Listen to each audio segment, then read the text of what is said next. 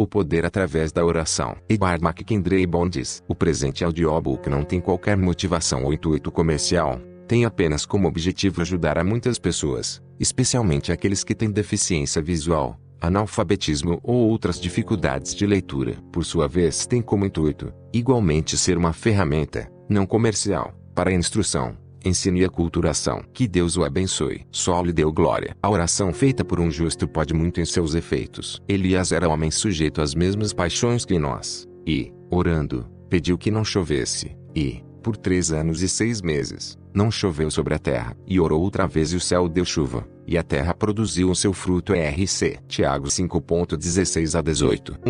O canal divino de poder. Estuda a santidade universal da vida. Disso depende a tua utilidade plena, pois teus sermões duram apenas 1 ou 2 horas, mas tua vida prega durante toda a semana. Se Satanás puder transformar um ministro cobiçoso em amante de louvor, de prazer, de iguarias, ter arruinado o seu ministério. Entrega-te à oração e obtém os teus temas, os teus pensamentos e as tuas palavras de Deus. Lutero empregava suas melhores 3 horas em oração.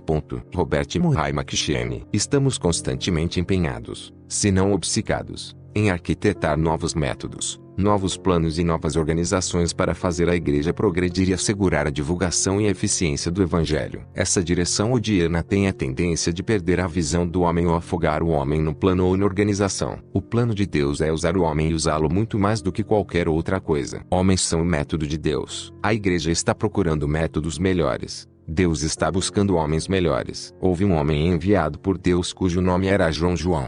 1:6. A dispensação que anunciou e preparou o caminho de Cristo, estava confiada àquele homem, João. Um menino nos nasceu, um filho se nos deu. Isaías 9:6. A salvação do mundo se originou naquele filho ainda menino. Paulo traz à luz o segredo do êxito dos homens que arraigaram o evangelho no mundo quando pôs em relevo o caráter pessoal desses homens. A glória e a eficiência do evangelho dependem dos homens que o proclamam. Quando Deus declara que quanto ao Senhor, seus olhos passam por toda a terra, para mostrar-se forte para com aqueles cujo coração é perfeito para com ele. ICR 16:9, declara a necessidade de homens e o fato de Deus depender de homens que sejam canais por meio dos quais exerça seu poder sobre o mundo. Essa verdade vital e urgente é o que esta era das máquinas tende a esquecer. Esquecê-la é funesto para a obra de Deus, como seria desastroso se o sol desaparecesse da abóboda celestial. Seguir-se-iam trevas, confusão e morte. O que hoje a igreja necessita não é de mais e melhor maquinismo, de novas organizações ou mais e novos métodos, mas homens a quem o Espírito Santo possa usar. Homens de oração.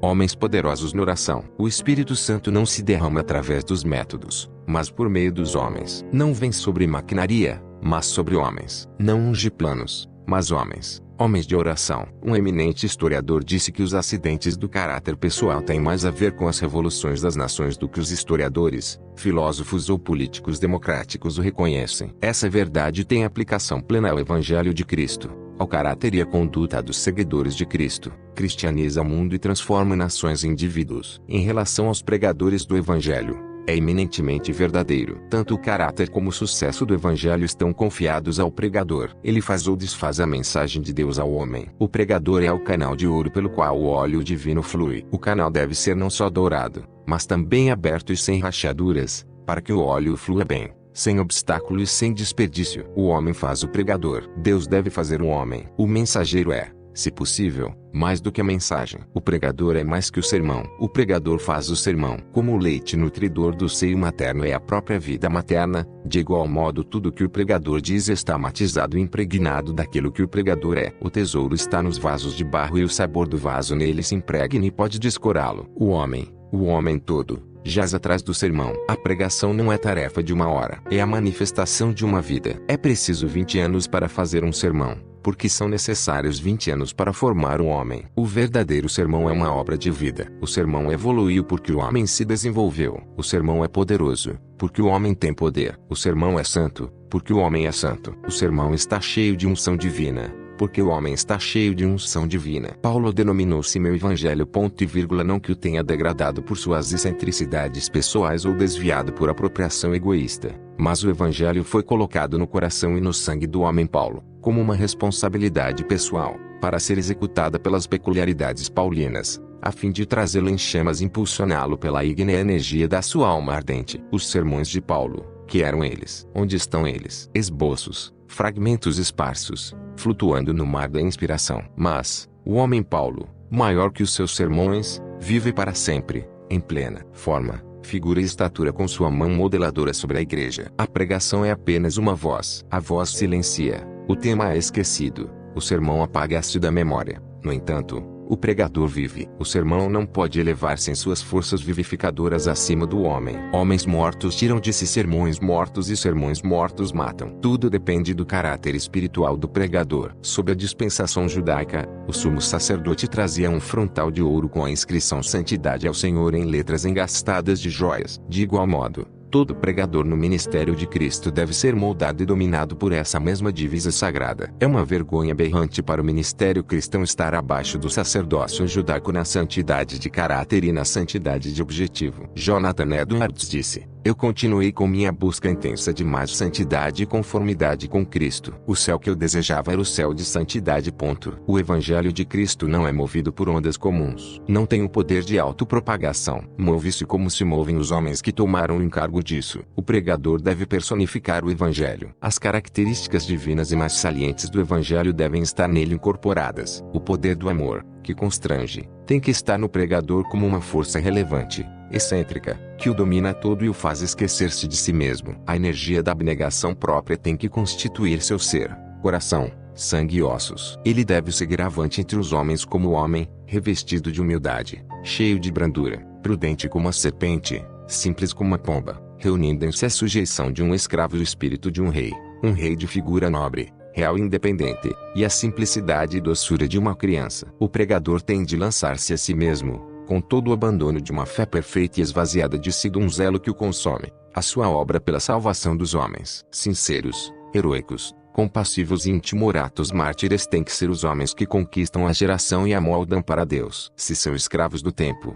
oportunistas, agradadores de homens, se tem respeito humano, se sua fé em Deus e sua palavra tem pouca profundidade, se sua abnegação pessoal é quebrada por qualquer fase do eu ou do mundo, não podem tomar conta nem da igreja nem do mundo para Deus. A pregação mais penetrante e forte do pregador deveria ser feita a si mesmo. Sua obra mais difícil, delicada, laboriosa e radical deve ser consigo. A instrução dos 12 foi a grande, difícil e paciente obra de Cristo. Os pregadores não são produtores de sermões, mas formadores de homens e de santos, e só quem fez de si mesmo um homem e um santo está bem instruído para essa obra. Não é de grandes talentos, de grandes estudos ou de grandes pregadores que Deus necessita, mas de homens grandes em santidade, grandes em fé, grandes em amor, grandes em fidelidade, grandes para Deus, homens que pregam sempre por meio de sermões santos no púlpito e por meio de vidas santas fora do púlpito. Esses podem moldar uma geração para Deus. Os primeiros cristãos foram formados segundo esse princípio. Eram homens de sólida formação, pregadores conforme o tipo celestial, heroicos, rijos, militantes e santos. Para eles, a pregação significa uma obra de autoabnegação, de autocrucificação, séria, árdua, e de mártir. Aplicaram-se a ela de tal modo que influíram na sua geração e formavam no seu seio uma geração que haveria de nascer para Deus. O pregador deve ser homem de oração. A oração é a mais poderosa arma do pregador. É em si mesmo uma força onipotente, dá vida e força a tudo. O sermão real é feito no recinto secreto. O homem de Deus, é formado no recinto secreto. Sua vida e suas mais profundas convicções nascem da sua comunhão secreta com Deus. Suas mensagens mais ricas e doces são alcançadas quando está sós com Deus. A oração faz o homem. A oração faz o pregador. A oração faz o pastor. O púlpito de hoje é pobre em oração. O orgulho da erudição opõe-se à humilde dependência da oração. A oração do púlpito é por demais oficial, um desempenho na rotina do culto. Para o púlpito moderno, a oração não é mais a força poderosa como era na vida e no ministério de Paulo. Todo pregador que não faz da oração um poderoso fator em sua própria vida e ministério é fraco como agente no trabalho de Deus e impotente para fazer prosperar a sua causa neste mundo. 2. Nossa capacidade vem de Deus, mas acima de tudo, ele sobressaiu na oração. A profundidade e a gravidade do seu espírito, a reverência e a solenidade das suas maneiras e comportamento, a raridade e a plenitude das suas palavras impressionaram muitas vezes até os estranhos e estes se admiraram como essas coisas traziam consolo aos outros. O quadro mais imponente, vivo e reverente que jamais senti ou contemplei, devo dizer, foi a sua oração. E verdadeiramente ela era um testemunho. Conheceu e viveu mais perto do Senhor do que qualquer outro, porque aqueles que o conhecem mais, têm maior razão para aproximar-se dele com reverência e temor. William Penn, a respeito de George Fox. As bênçãos mais doces, por uma leve perversão, podem produzir o mais amargo fruto. O sol dá vida, mas as insolações matam. Prega-se para dar vida, mas se pode obter morte. O pregador possui as chaves, tanto para fechar como para abrir. A pregação é uma grande instituição divina para a semeadura e o amadurecimento da vida espiritual. Quando convenientemente executada, seus benefícios são incalculáveis. Quando erroneamente realizada, nenhum mal pode superar seus resultados danificadores. É fácil destruir o rebanho, se o pastor for incauto ou o pasto for destruído. É fácil capturar a fortaleza, se as sentinelas estiverem adormecidas ou o alimento e a água forem envenenados. Investido de tais graciosas prerrogativas, exposto a tão grandes males, envolvendo tão numerosas e graves responsabilidades, seria uma caricatura da astúcia do diabo e um libelo contra seu caráter e reputação, se este não empenhasse suas influências mestras para adulterar o pregador e a pregação. Em face de tudo isto, a exclamação de Paulo para estas coisas: quem é idôneo? IQ 2:16. Não está fora de propósito. Paulo diz: a nossa capacidade vem de Deus, o qual nos fez também capazes de ser ministros de um novo testamento, não da letra, mas do Espírito, porque a letra mata e o Espírito vivifica. IQ 3:5,6. O verdadeiro ministério é ungido por Deus, capacitado por Deus e formado por Deus. O Espírito de Deus está sobre o pregador, ungindo-o de poder. O fruto do Espírito está no seu coração. O Espírito de Deus vitaliza o homem e a palavra. Sua pregação dá vida, concede vida como a primavera desperta a vida, dá vida como a ressurreição da vida, outorga a vida ardente como o verão dá vida ardente, dá vida frutífera como o outono dá vida frutífera. O pregador que ministra a vida é um homem de Deus, cujo coração tem sempre sede de Deus, cuja alma está buscando a Deus constante e intensamente, cujos olhos estão postos só em Deus e em quem, pelo poder do Espírito de Deus, a carne e o mundo foram crucificados e seu ministério é como a corrente abundante de um rio que dá vida. A pregação que mata não é uma pregação espiritual. A capacidade de tal pregação não vem de Deus. Fontes inferiores e não Deus lhe deram energia e estímulo. O Espírito não se manifesta nem no pregador nem na pregação. Muitas espécies de forças podem ser projetadas e estimuladas por uma pregação que mata, mas elas não são forças espirituais. Podem assemelhar-se às forças espirituais, mas são meramente sombras e falsificações. Podem parecer que têm vida, mas essa vida é mentira. A pregação que mata é da letra. Pode ter bela forma e ordem, mas continua a ser letra. Letra rude e seca, casca nua e vazia. A letra pode ter nela o germen da vida, mas não tem a aragem da primavera para despertá-la. São sementes do inverno, tão duras quanto o solo hibernal, tão gélidas como o ar de inverno, e por elas não se derretem nem germinam. A pregação da letra contém a verdade, mas, ainda que verdade divina, sozinha não possui energia vivificante. Deve ser revigorada pelo Espírito, com todas as forças divinas em seu apoio. A verdade que não for vivificada pelo Espírito de Deus, embota tanto quanto ou mais do que o erro. Pode ser uma verdade sem mistura, mas, sem o Espírito, a sua matriz e o seu toque são mortais. Sua verdade, erro, sua luz, trevas. A pregação da letra não é ungida nem suavizada nem lustrada com óleo pelo Espírito. Pode haver lágrimas, porém, não podem pôr em movimento a maquinaria de Deus. As lágrimas podem ser apenas uma brisa de verão sobre um iceberg coberto de neve. Só derrete a superfície e nada mais. Pode haver emoção e ardor, mas a emoção de um ator e ardor de um advogado. O pregador pode sentir o entusiasmo do seu próprio brilhantismo, ser eloquente sobre sua própria exegese, ardente para transmitir o produto de seu próprio cérebro. O professor pode usurpar o lugar e imitar o fogo de um apóstolo. Cérebros e nervos podem tomar o lugar e simular a obra do Espírito de Deus. E com estas forças a letra pode irradiar luz e brilhar como um texto iluminado, mas o brilho e a centelha serão tão destituídos de vida como o campo semeado de pérolas. Um elemento mortal jaz atrás das palavras, do sermão, da ocasião, dos modos, da ação. O maior obstáculo está no próprio pregador. Não traz em si mesmo as forças poderosas que produzem vida. Pode não haver desconto na sua ortodoxia, honestidade, pureza ou ardor, mas, de algum modo, o homem interior, no íntimo, nunca se quebrantou e sujeitou a Deus. Sua vida interior não é uma grande via para a transmissão da mensagem de Deus, do poder divino. De alguma forma, é o ego e não Deus quem governa o santo dos santos. Em algum lugar sem que disso tenha consciência, Algum elemento espiritual não condutor tocou no seu interior e a corrente divina foi detida. Seu ser interior nunca sentiu o quebrantamento espiritual completo. Sua total incapacidade. Nunca aprendeu a clamar com um clamor indizível de desespero de si mesmo e impotência própria. Até que venha o poder de Deus e o fogo divino encha, purifique e torne capaz. O amor próprio e a aptidão própria, de alguma forma pecaminosa, profanaram e violaram o templo que devia estar consagrado a Deus. A pregação vivificante custa muito ao pregador: morte do ego, crucificação para o mundo, iluminação da própria alma. Só a pregação crucificada pode dar vida. E a pregação crucificada só pode vir de um homem crucificado. 3. O exercício mais nobre do homem. Durante esta aflição, fui levado a examinar minha vida em relação à eternidade com mais atenção do que quando gozava de saúde. Nesse exame, relativo ao cumprimento dos meus deveres para com os meus semelhantes como um homem, um ministro cristão e um oficial da igreja, eu estava aprovado pela minha própria consciência, mas em relação ao meu Redentor e Salvador, o resultado era diferente. Minha retribuição de gratidão e obediência dedicada não se compararam com as minhas obrigações a Deus por ter me remido,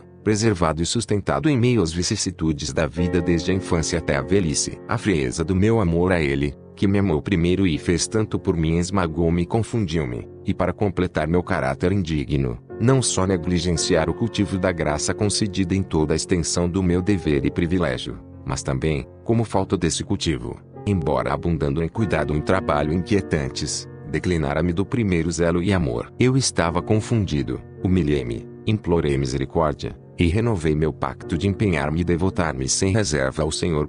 Bispo Mackenzie. A pregação que mata pode ser, e muitas vezes é, ortodoxa, dogmática e inviolavelmente ortodoxa. Amamos ortodoxia. A ortodoxia é boa e é a melhor. É o puro e claro ensinamento da palavra de Deus. Os troféus ganhos pela verdade na sua luta contra o erro. Obstáculos que a fé levantou contra o transbordamento desolador da crença errada ou da incredulidade honesta ou negligente. Mas a ortodoxia, clara e dura como cristal, vigilante e militante, pode ser apenas a letra de bela forma, de renome bem estudada, a letra que mata. Nada é tão morto como uma ortodoxia morta, demais para especular, demasiadamente morta para pensar, para estudar ou para orar. A pregação que mata pode ter discernimento e encerrar princípios, pode ser erudita e ter bom gosto, pode ter todas as minúcias da derivação e gramática da letra, pode ser capaz de compor a letra segundo seu perfeito padrão e iluminá-la como Platão e Cícero podem ser iluminados, pode estudá-la como um advogado estuda seus manuais para formar seus autos ou para defender seu caso,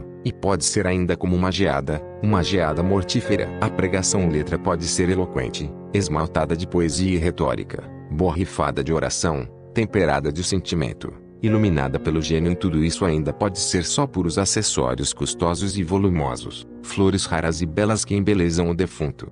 A pregação que mata pode ainda não ter erudição, não ter qualquer refrigério de pensamento ou sentimento, revestida de elementos sem gosto ou especiarias insípidas, de estilo irregular e desalinhado, não tendo o sabor do recolhimento espiritual nem do estudo, não estar agraciada por pensamentos nem por expressão nem por oração. Quão grande e total a desolação sob tal pregação. Quão profunda a morte espiritual. Essa pregação letra lida com a superfície e a sombra das coisas e não com as próprias coisas. Não penetra a parte íntima. Não tem o discernimento profundo, o alcance forte, a vida latente da palavra divina. É verdadeira no seu exterior, mas o exterior é a casca que deve ser quebrada e penetrada para ser alcançada a amêndoa. A letra pode estar vestida de tal modo a atrair e ser elegante, mas a atração não é em direção a Deus, nem é segundo os padrões celestiais. A derrota está no pregador. Deus não o fez. Ele nunca estivera nas mãos de Deus como a argila nas mãos do oleiro. Ocupara-se com o sermão, seu pensamento e acabamento,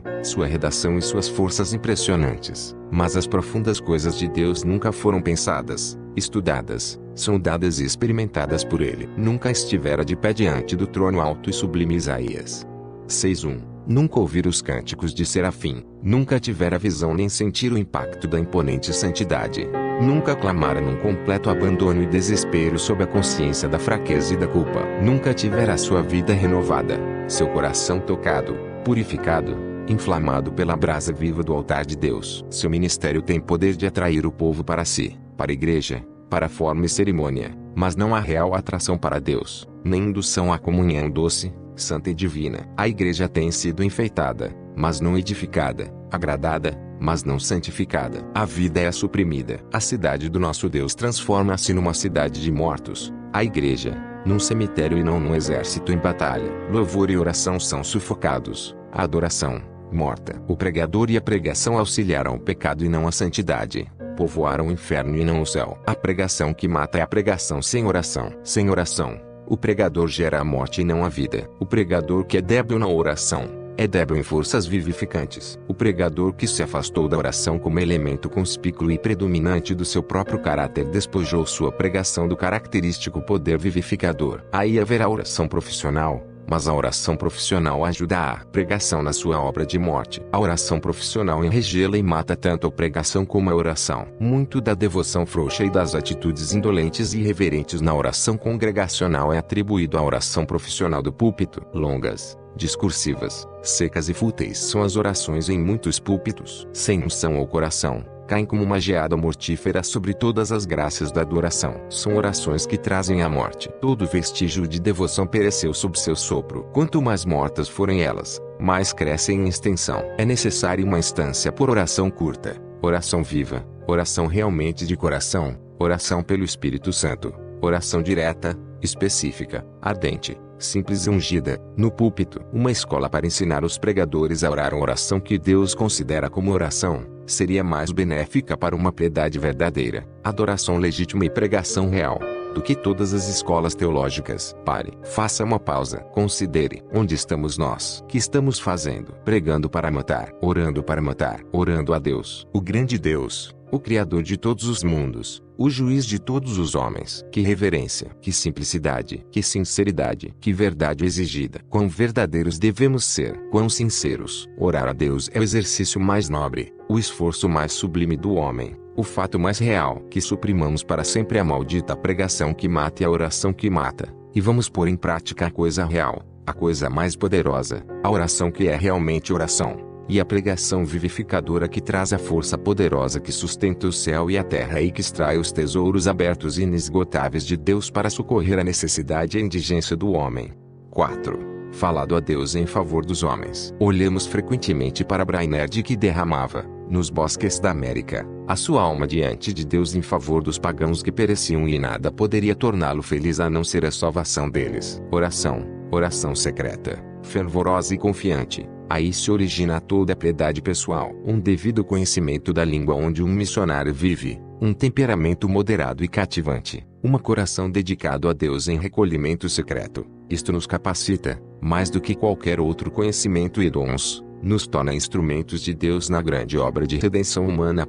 Irmandade de Carey, Serampore, Índia. Há duas tendências extremas do ministério. Uma é encerrar-se, ficando fora das relações com o povo. O monge, o eremita são exemplos disso. Põe-se fora do convívio humano para estar perto de Deus. Falharam, naturalmente. O fato de estarmos a sós com Deus é útil somente quando empregamos seus benefícios inestimáveis a favor dos homens. Hoje em dia, nem o pregador nem o povo pensa muito sobre Deus. O nosso anseio não é por isto. Encerramo-nos no nosso gabinete, tornamo-nos estudiosos, roedores de livros, roedores da Bíblia, fazedores de sermão, notáveis pela literatura, pensamento e sermões, mas o povo e Deus, onde está? Fora do coração, fora da mente. Os pregadores, que são grandes pensadores e grandes estudiosos, devem ser os maiores na oração, pois se assim não forem serão os maiores dos apóstatas, dos profissionais insinceros, racionalistas, e menos do que os menores dos pregadores na estimação divina. A outra tendência é a de popularizar inteiramente o ministério. Não é mais de Deus, mas um ministério de negócios,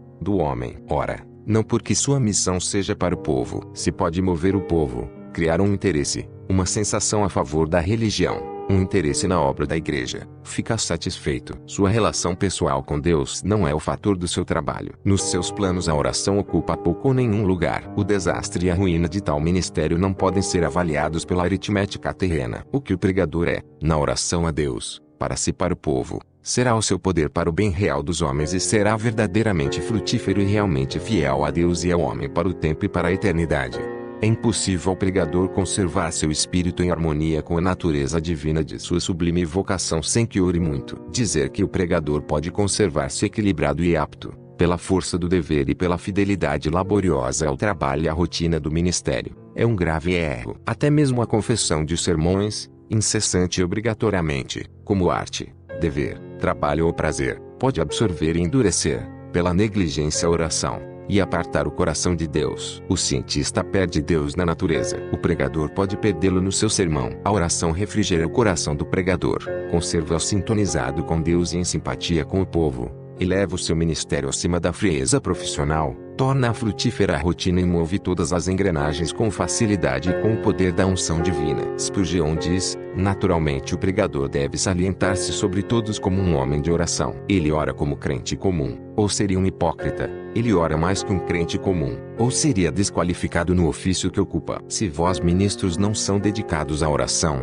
sois dignos de lástima. Se vós vos tornais negligentes na devoção sagrada, não só vós, mas o vosso povo também é digno de compaixão, e o dia virá em que ficareis envergonhados e confusos. Todas as nossas bibliotecas e estudos são apenas vácuo comparados ao nosso recinto secreto. Os nossos períodos de jejum e de oração no tabernáculo têm sido realmente dias sublimes. Nunca o portão dos céus estivera tão largamente aberto. Nunca os nossos corações estiveram tão perto da glória celestial.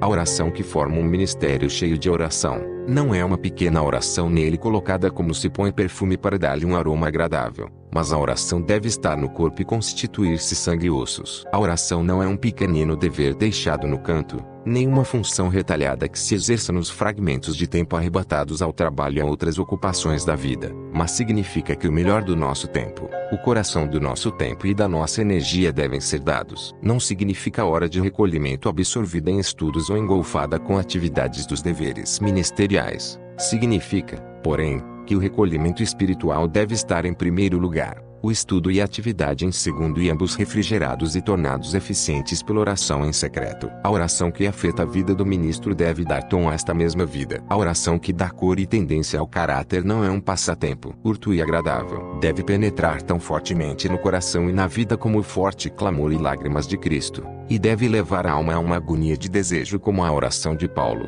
Deve ser um fogo alastrador e um poder como a oração eficaz e fervorosa de Tiago. Deve ser de tal qualidade que, quando colocada no incensário de ouro e queimada diante de Deus, produza poderosas angústias e revoluções espirituais. A oração não é um pequeno hábito incutido em nós desde o regaço de nossa mãe, nem é uns poucos segundos de ação de graças dada antes de uma refeição de 1 hora, mas é o trabalho mais sério dos nossos mais sérios anos. Exige mais tempo e apetite do que as nossas refeições mais demoradas ou festas mais ricas. A oração que dá eficácia à nossa pregação deve dar-se maior importância. O caráter da nossa oração determinará o caráter da nossa pregação. Uma oração ligeira fará uma pregação superficial. A oração torna forte a pregação, dá-lhe unção e torna-se penetrante. Em todo o ministério de bons resultados, a oração tem sido sempre uma tarefa séria. O pregador deve ser preeminentemente um homem de oração. Só na escola da oração, o coração pode aprender a pregar. Nenhuma erudição pode suprir a falta de oração. Nem o zelo, nem a diligência, nem o estudo, nem os dons suprirão sua falta. Falar aos homens a respeito de Deus é uma grande coisa, mas falar a Deus a favor dos homens é ainda maior. Quem não aprendeu a falar com Deus em favor dos homens, não pode falar bem e com real sucesso aos homens de Deus. Mais do que isto, as palavras sem oração, tanto no púlpito como fora dele, são palavras que amortecem. 5. Como alcançar resultados para Deus? Conheceis o valor da oração, é preciosa e está acima de todo preço. Nunca a negligencieis. Sir Thomas Buxton. A oração é a primeira, a segunda, a terceira coisa necessária ao ministro. Orai, pois, meus caros irmãos, orai. Edward Payson. A oração, na vida, nos estudos e no púlpito do pregador, deve ser uma força conspícua, impregnadora, que afete todas as suas atividades. Não deve ocupar o segundo plano nem ser um mero revestimento. A ele é dado estar com o Senhor a noite inteira em oração.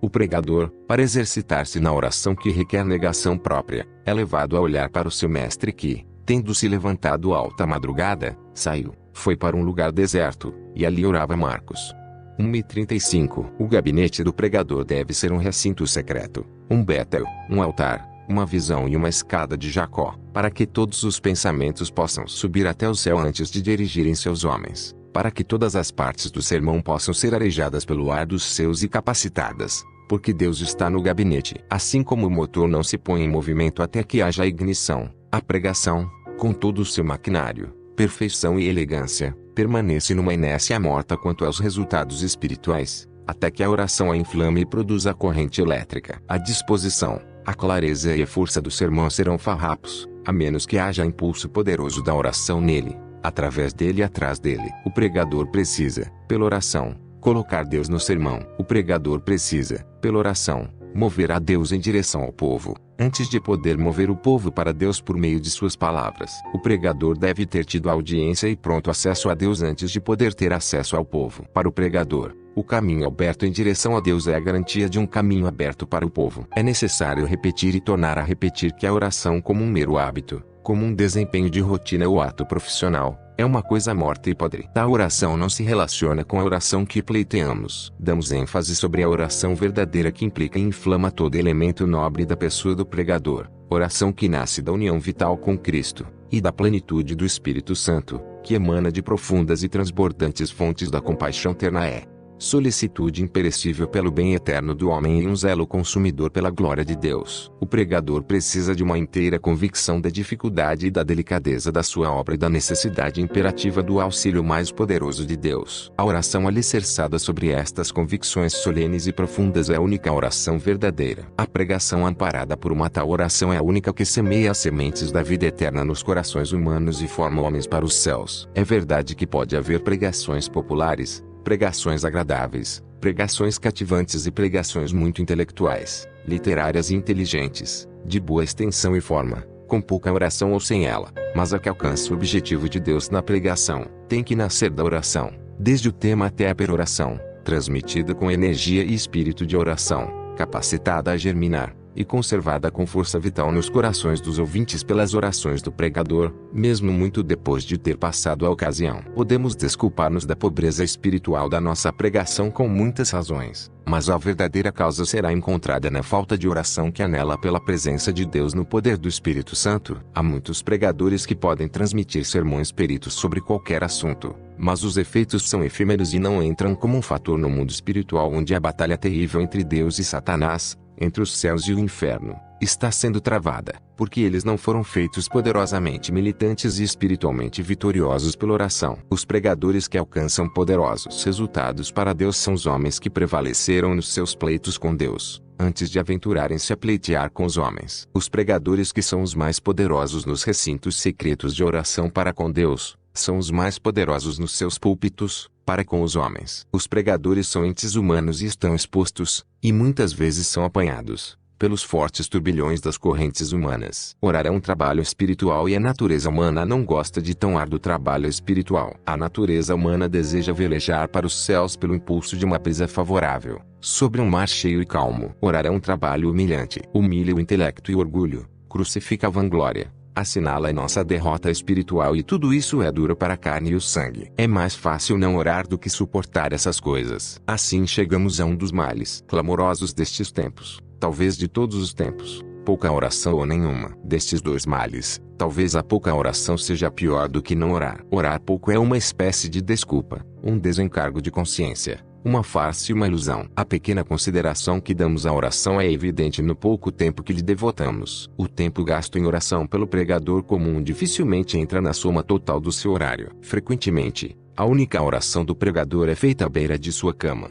já de pijama, pronto para dormir, e, de manhã, talvez acrescente uma oraçãozinha de 5 ou 6 palavras antes de se vestir. Quão fraca, vã e pequena é tal oração comparada com o tempo e a energia devotados à oração pelos homens santos mencionados na Bíblia e fora da Bíblia. Que oração pobre, mesquinha e infantil comparada à oração dos verdadeiros homens de Deus de todos os tempos. Aos homens que pensam na oração como seu principal trabalho e devotam tempo de acordo com a sua alta avaliação da sua importância, Deus confia as chaves do seu reino, e através deles, Deus opera suas maravilhas espirituais neste mundo. A oração poderosa é o sinal e selo dos grandes líderes de Deus e o penhor das forças conquistadoras com as quais Deus coroará os seus servos. O pregador tem a missão tanto de orar como de pregar. Sua missão será incompleta se ele não desempenhar bem ambas as coisas. O pregador pode falar com toda a eloquência humana e angélica, mas a menos que ele possa orar com fé para que arraste todo o céu em sua ajuda, a sua pregação será como o bronze que soa, como o símbolo que retine para a obra permanente que honra a Deus e salva as almas.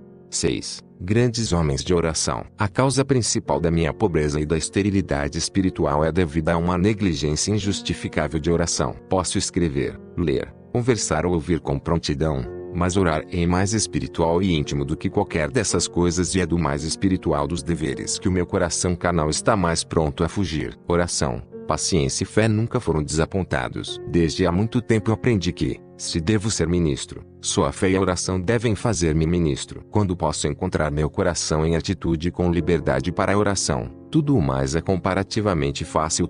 Richard Newton. Pode ser dito como axioma espiritual que, em todo o ministério realmente cheio de êxito, a oração é uma força evidente e controladora. Evidente e controladora na vida do pregador, evidente e controladora na profunda espiritualidade da sua obra. Um ministério pode ser ministério bem orientado sem oração.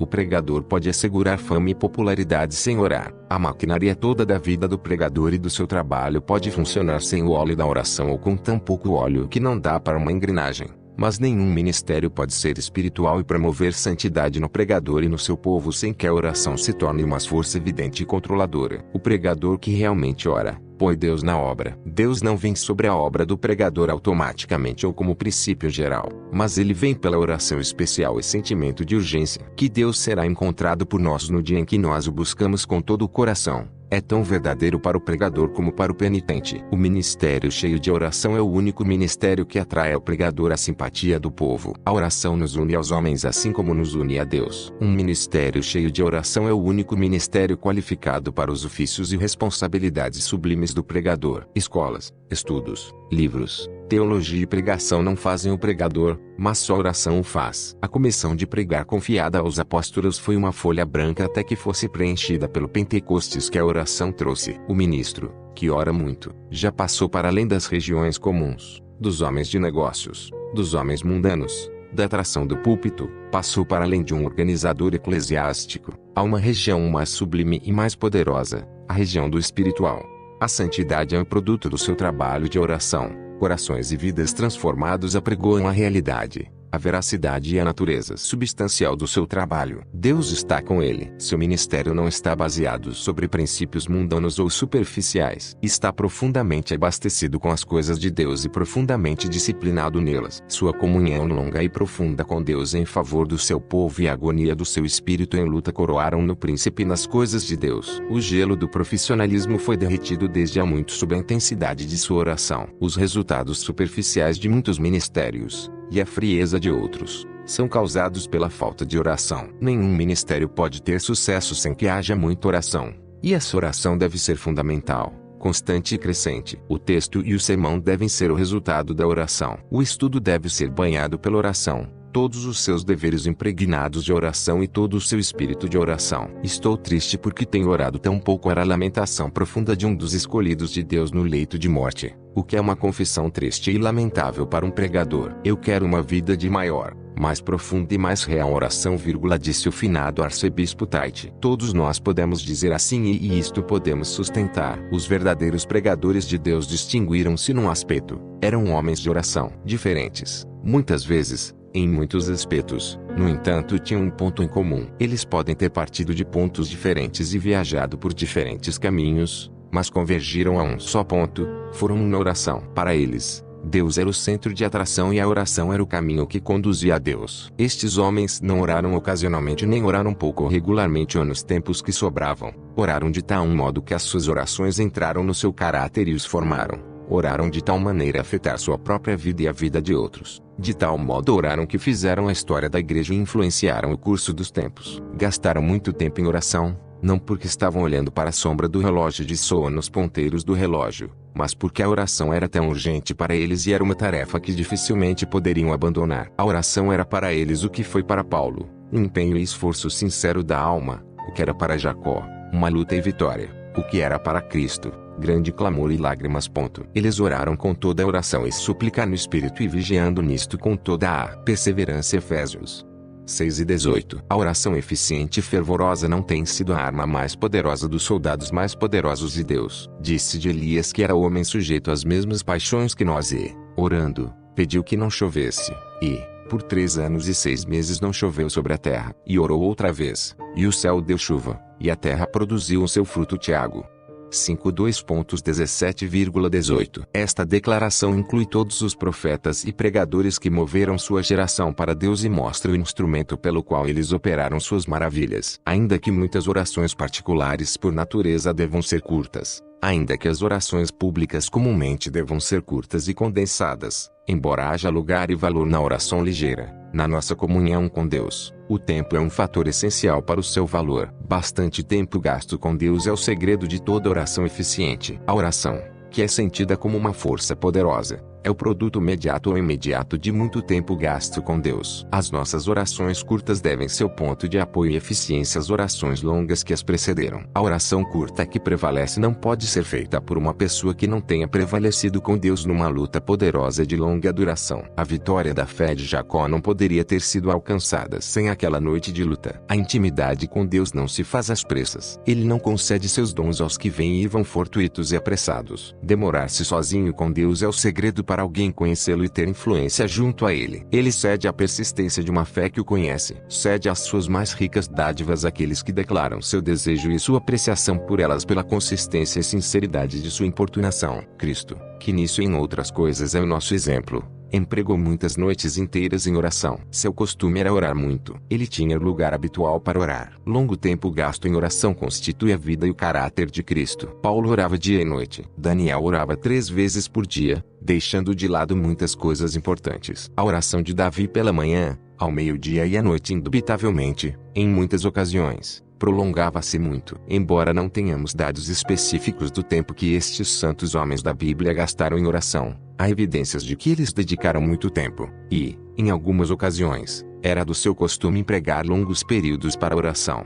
Não queremos afirmar que o valor de suas orações foi medido pela duração, mas nosso propósito é imprimir em nossas mentes a necessidade de permanecer em comunhão com Deus. Sem nossa fé não se nota esta característica, ela é vazia e superficial. Aqueles que manifestaram de maneira mais perfeita possível a Cristo através do seu caráter, e têm afetado mais poderosamente o mundo a seu favor, são os homens que gastaram muito tempo com Deus, até que isso se tornou uma das características mais salientes das suas vidas. Charles Simeon devotava a Deus as horas de 4 às 8 da manhã. Wesley gastava 2 horas diariamente em oração. Ele começava às 4 horas da manhã. Uma pessoa, que o conhecia bem, dele escreveu: ele julgava que a oração era o trabalho mais importante que havia. E o vi sair do lugar de recolhimento com uma serenidade no rosto que brilhava.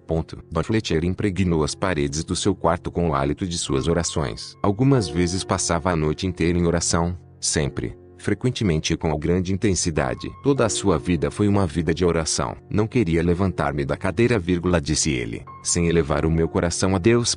Sua saudação a um amigo era: o Senhor está orando. Lutero disse: se eu deixar de empregar 2 horas em oração todas as manhãs, o diabo terá a vitória o dia inteiro. E tenho tanto trabalho que não posso realizá-lo sem gastar 3 horas diariamente em oração.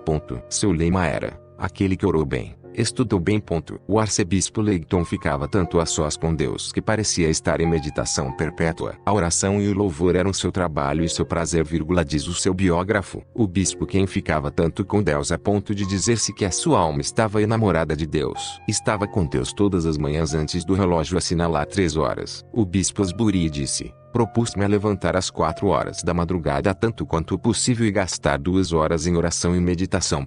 Samuel Rutherford, cuja fragrância de piedade ainda se faz sentir, levantava-se às 3 horas da manhã para encontrar-se com Deus em oração. José Palene levantava-se às 4 horas para sua tarefa de oração, permanecendo até às 8. Se ouvia que outros negociantes começavam seu trabalho antes dele se levantar, exclamava: oh, como isso me envergonha! Não deveria o meu Senhor merecer mais do que os senhores deles? Aquele que aprendeu a orar tem livre acesso ao banco do céu, de onde saca aquilo que necessita. Um dos mais santos e mais dotados de dons celestiais dentre os pregadores escoceses disse: devo empregar as minhas melhores horas para a comunhão com Deus. Esse é o meu mais nobre e mais eficiente emprego e não deve ser deixado de lado. As horas da manhã, de 6 às 8, são as melhores horas, porque não há interrupção. A hora logo após o chá, a minha melhor hora, deveria ser solenemente dedicada a Deus. Não devo interromper o bom hábito de orar antes de dormir, mas devo prevenir-me contra o sono. Quando eu me acordo durante a noite,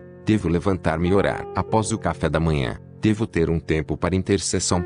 Este era o plano de Robert Murray McCheyne. O memorável grupo metodista, por sua oração envergonha-nos, De 4 às 5 da manhã, oração particular. De 5 às 6 da tarde, oração particular.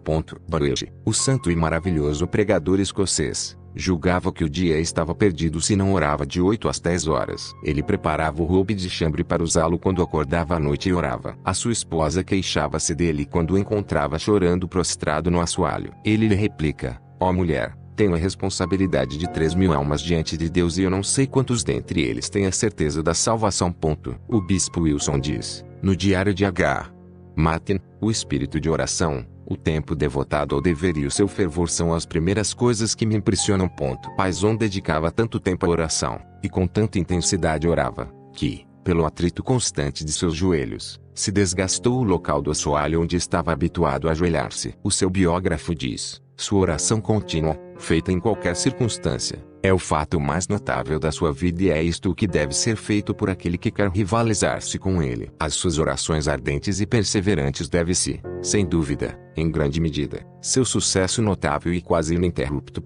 O Marquês de Rentier, para quem Cristo era a pessoa mais preciosa, ordenou a seu criado chamá-lo das suas devoções depois de meia hora. O criado, à hora indicada, viu a sua face através de uma abertura. A sua face estava assinalada com tal santidade que não teve coragem de chamá-lo. Seus lábios moviam-se, mas ele estava em completo silêncio. Esperou por 1h30. Então chamou. De Rentier levantou-se dizendo que a meia hora era tão curta quando se está em comunhão com Cristo. Brainerd disse: eu gosto de ficar sozinho na minha cabana onde eu posso gastar muito tempo em oração.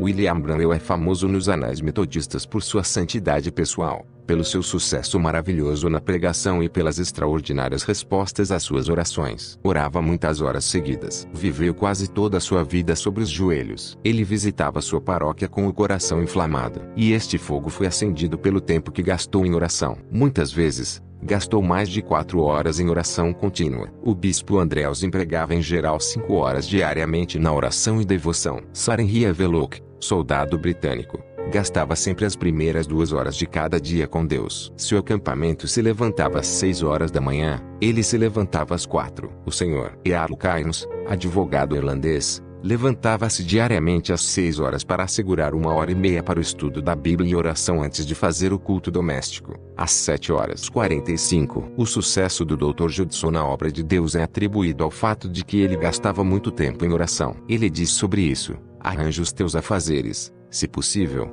de tal modo que possas devotar calmamente 2 ou 3 horas, todos os dias, não somente para momentos devocionais, mas também para oração em secreto e comunhão com Deus. Esforça-te 7 vezes por dia a retirar-te do teu trabalho e dos teus companheiros e leva a tua alma em recolhimento particular. Começa o dia devotando algum tempo logo depois da meia-noite, no meio do silêncio e escuridão da noite, para este trabalho santo. Que o amanhecer te encontre em oração. Permite que 9, 12, 3, 6 e 9 da noite sejam testemunhas do mesmo trabalho. Ser resoluto na sua causa. Faze todos os sacrifícios para mantê-lo. Considera que o teu tempo é curto e que o trabalho e os companheiros não devem roubar-te do teu Deus. Impossível, dizemos. Isso é fanatismo. O Dr. Judson construiu um império para Cristo e colocou os fundamentos do reino de Deus no coração da Birmania com granitos imperecíveis. E ele foi bem sucedido. Foi um dos poucos homens que influenciaram o mundo poderosamente em favor de Cristo. Muitos homens de maiores dons e gênios, e mais letrados do que eles não deixaram tanta impressão como ele. A obra religiosa deles é como rastros na areia. Mas a obra do Dr. Judson foi como uma inscrição no diamante. O segredo da sua profundidade e constância deve-se ao fato de ter dado muito tempo à oração. Ele se conservou como um ferro em brasa por meio da oração e Deus o modelou com poder constante. Nenhum homem pode realizar uma obra perdurável e grande em favor de Deus, se não for um homem de oração. Nenhum homem pode ser um homem de oração sem que dê muito tempo à oração. É verdade que a oração é um simples cumprimento de um hábito comum e mecânico. É uma pequena representação que ensaiamos, cujos principais elementos são a brevidade e a superficialidade. É verdade que a oração é, como se pensa, um pequeno afluxo de sentimento que emana de uma meditação sem vida e leve, de alguns momentos. Canon Lidon continua. Permitamos que respondam os que realmente oram. Eles, algumas vezes, comparam a oração com a luta do patriarca Jacó com um poder desconhecido durante toda a noite e mesmo até a madrugada, na vida dos crentes zelosos. Outras vezes, refere-se à intercessão comum como luta que exija todos os esforços. Como dizia São Paulo, eles têm, Quando oram, seus olhos fixos no grande intercessor de Getsemane, cujo suor tornou-se em grandes gotas de sangue que corriam até ao chão por causa da agonia de resignação e sacrifício. Importunação é a essência da oração eficiente. Importunação não significa devaneio, mas um trabalho sustentado com esforços. É pela oração especialmente que se faz violência ao reino dos céus e pela força se apoderam dele. Mateus 11:12. O finado bispo Hamilton dizia: não podemos obter resultados extraordinários sem que tenhamos o mesmo zelo na preparação do trabalho, chamado oração, e perseverança nele, como somos zelosos nos assuntos que, segundo a nossa opinião, são de grande interesse e necessidade.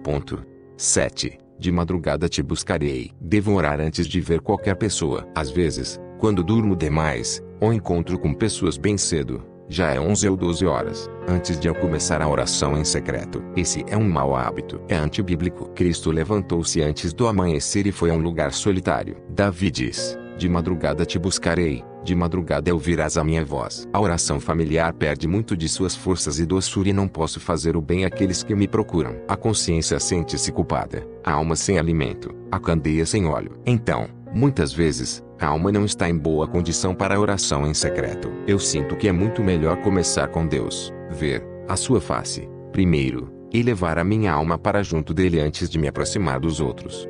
Robert Murray McCheyne. Os homens que mais fizeram para Deus neste mundo estiveram sobre os seus joelhos de manhã. Aquele que desperdiça os primeiros momentos da manhã, empregando-os em outras coisas em vez de buscar a Deus, terá dificuldades em buscá-lo o resto do dia. Se Deus não está em primeiro lugar nos nossos pensamentos e esforços pela manhã, Ele estará no último lugar durante todo o resto do dia. É o ardente desejo que nos impele a buscar a Deus, que nos faz levantar e orar bem cedo. O homem que acorda sem ambições demonstra um coração sem aspirações. O coração que é tarde em buscar a Deus pela manhã, perdeu o sabor da comunhão com Deus. O coração de Davi era ardente para com Deus. Ele tinha fome e sede de Deus, de modo que buscava a Deus bem cedo antes da luz do dia. A cama e sono não podiam prender a sua alma sedenta de Deus. Cristo ansiava pela comunhão com Deus e assim, levantando-se bem antes do amanhecer, subiu a montanha para orar. Os discípulos, quando despertados, ficaram envergonhados da sua negligência, pois sabiam onde encontrá-lo. Se passássemos os olhos à lista dos homens que poderosamente influenciaram o mundo a favor de Deus,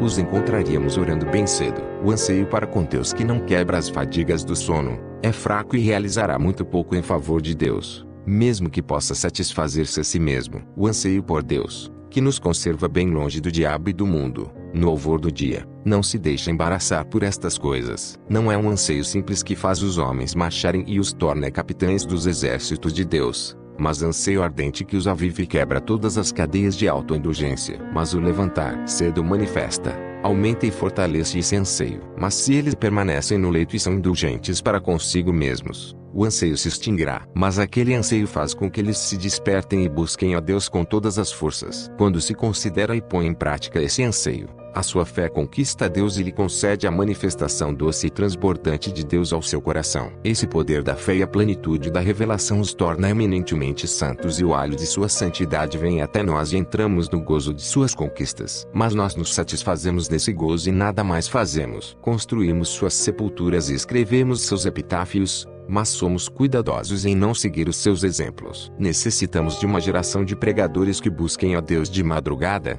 e dediquem a Deus a disposição de seus corações e seus esforços e assegurem, por outro lado, a plenitude do seu poder, que Ele pode conceder-lhes, alegremente, como orvalho através de todo o calor e labor do dia. Nossa negligência para com Deus é um pecado clamoroso. Os filhos deste mundo são muito mais sábios do que nós. Eles se dedicam ao trabalho desde a madrugada até a tarde da noite. Nós, porém, não buscamos a Deus com ardor e diligência. Ninguém alcançará Deus sem buscá-lo com todo o esforço e nenhuma alma se põe a buscar a Deus com todas as forças a não ser pela madrugada.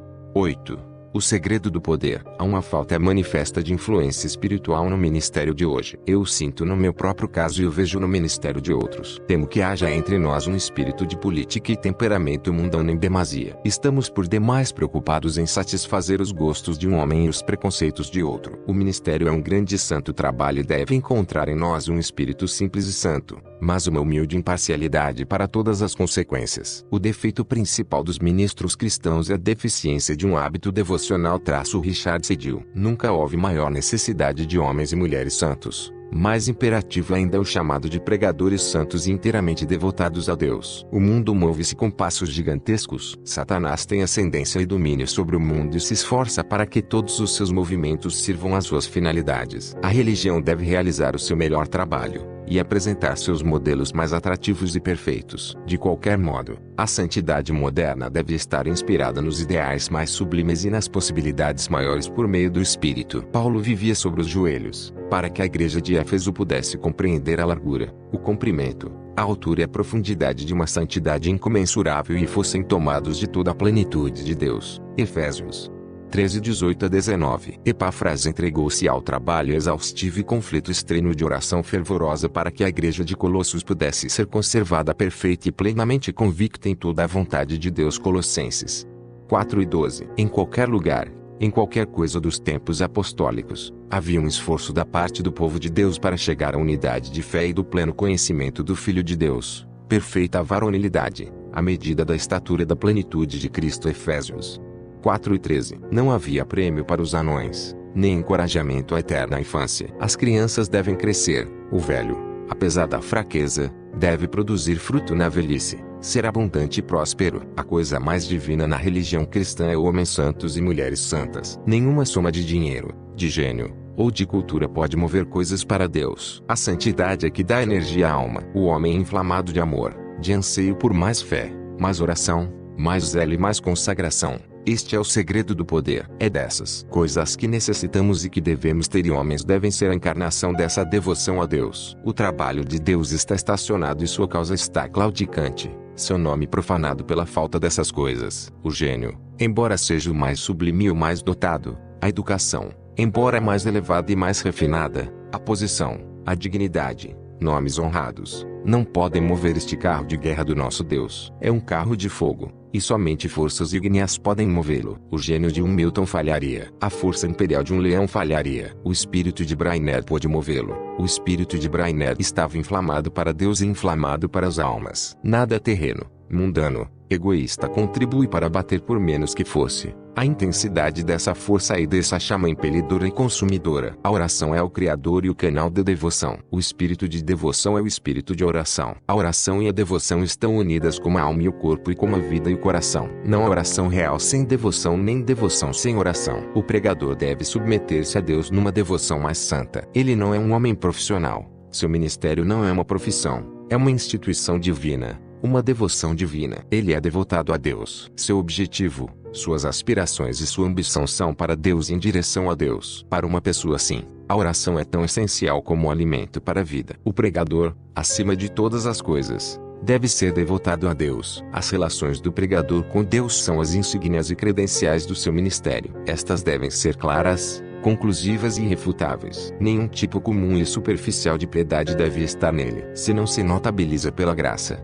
não se notabiliza por mais nada. Se não prega pela sua vida, seu caráter e sua conduta, nada prega. Se a sua piedade é leve, a sua pregação pode ser tão suave e doce como a música, tão dotada como a força de Apolo, ainda assim seu peso será de uma pena, visionário e flutuante como a nuvem ou orvalho da manhã. Devoção a Deus é insubstituível no caráter e na conduta do pregador. A devoção à igreja, às opiniões, a uma organização e à ortodoxia, essas são mesquinhas, inúteis e vãs quando se trata de serem a fonte de inspiração e o motivo da vocação. Deus deve ser a fonte principal do esforço do pregador, a fonte e a coroa de todas as suas obras. O nome e a honra de Jesus Cristo, o progresso da sua causa devem ocupar toda a sua atenção. O pregador não deve ter outra inspiração a não ser a do nome de Jesus Cristo, nenhuma outra ambição a não ser a de glorificá-lo, nenhum outro trabalho a não ser por ele. Então a oração tornar-se-á uma fonte de suas inspirações, os meios de progresso perpétuo e manômetro do seu sucesso. O objetivo perpétuo, a única ambição que o pregador pode nutrir,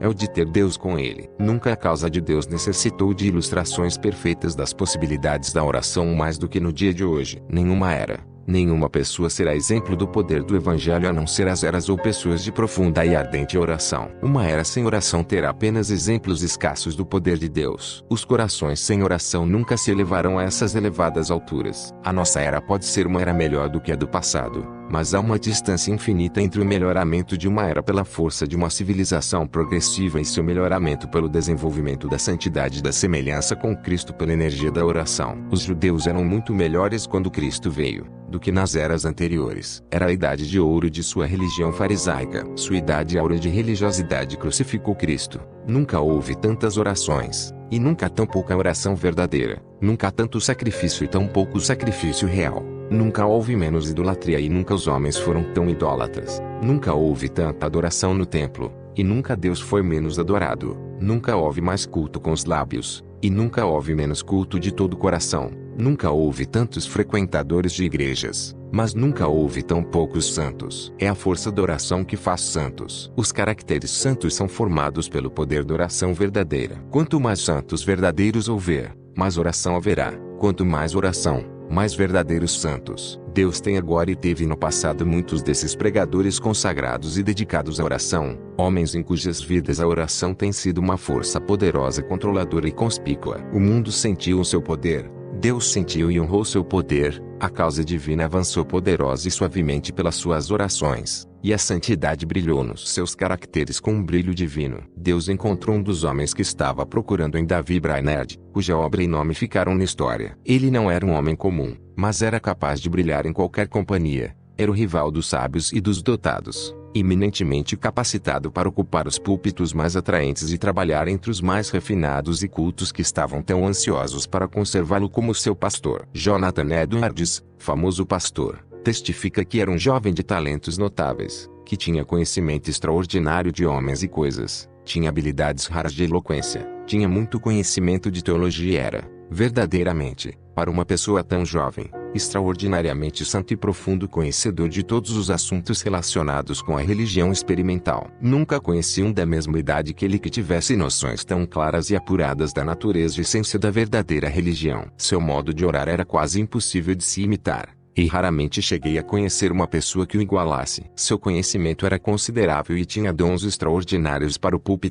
Nenhuma história mais sublime tem sido registrada nos anais terrestres do que a de Davi Brainerd. Nenhum milagre testifica com força mais divina a verdade do cristianismo do que a vida e a obra de Davi Brainerd. Sozinho nas matas virgens da América, lutando dia e noite com a doença mortal, inexperiente na cura de almas, ele estabeleceu a verdadeira adoração a Deus, tendo acesso aos indígenas durante uma grande porção de tempo só através do inábil instrumento de um intérprete pagão, porém fortificado com a palavra de Deus no seu coração e na sua mão, ganhou muitos para o serviço de Deus. Sua alma inflamada com a chama divina, e com mente, coração e boca sempre em oração, assegurou todos os resultados graciosos de sua vocação e devoção divinas. Os indígenas experimentavam uma grande transformação, passando do mais baixo embrutecimento de um paganismo cheio de ignorância e degradante para cristãos puros, devotados e inteligentes, todo o vício abandonado, e os deveres externos do cristianismo, uma vez abraçados, eram praticados. A oração familiar foi estabelecida, o dia do Senhor instituído e religiosamente observado. As graças internas da religião eram reveladas com mansidão e força crescentes. O segredo destes resultados é encontrado no próprio Davi Brainerd, não nas condições ou acidentes, mas no homem Brainerd. Ele era um homem de Deus, a favor de Deus sempre e em todas as ocasiões.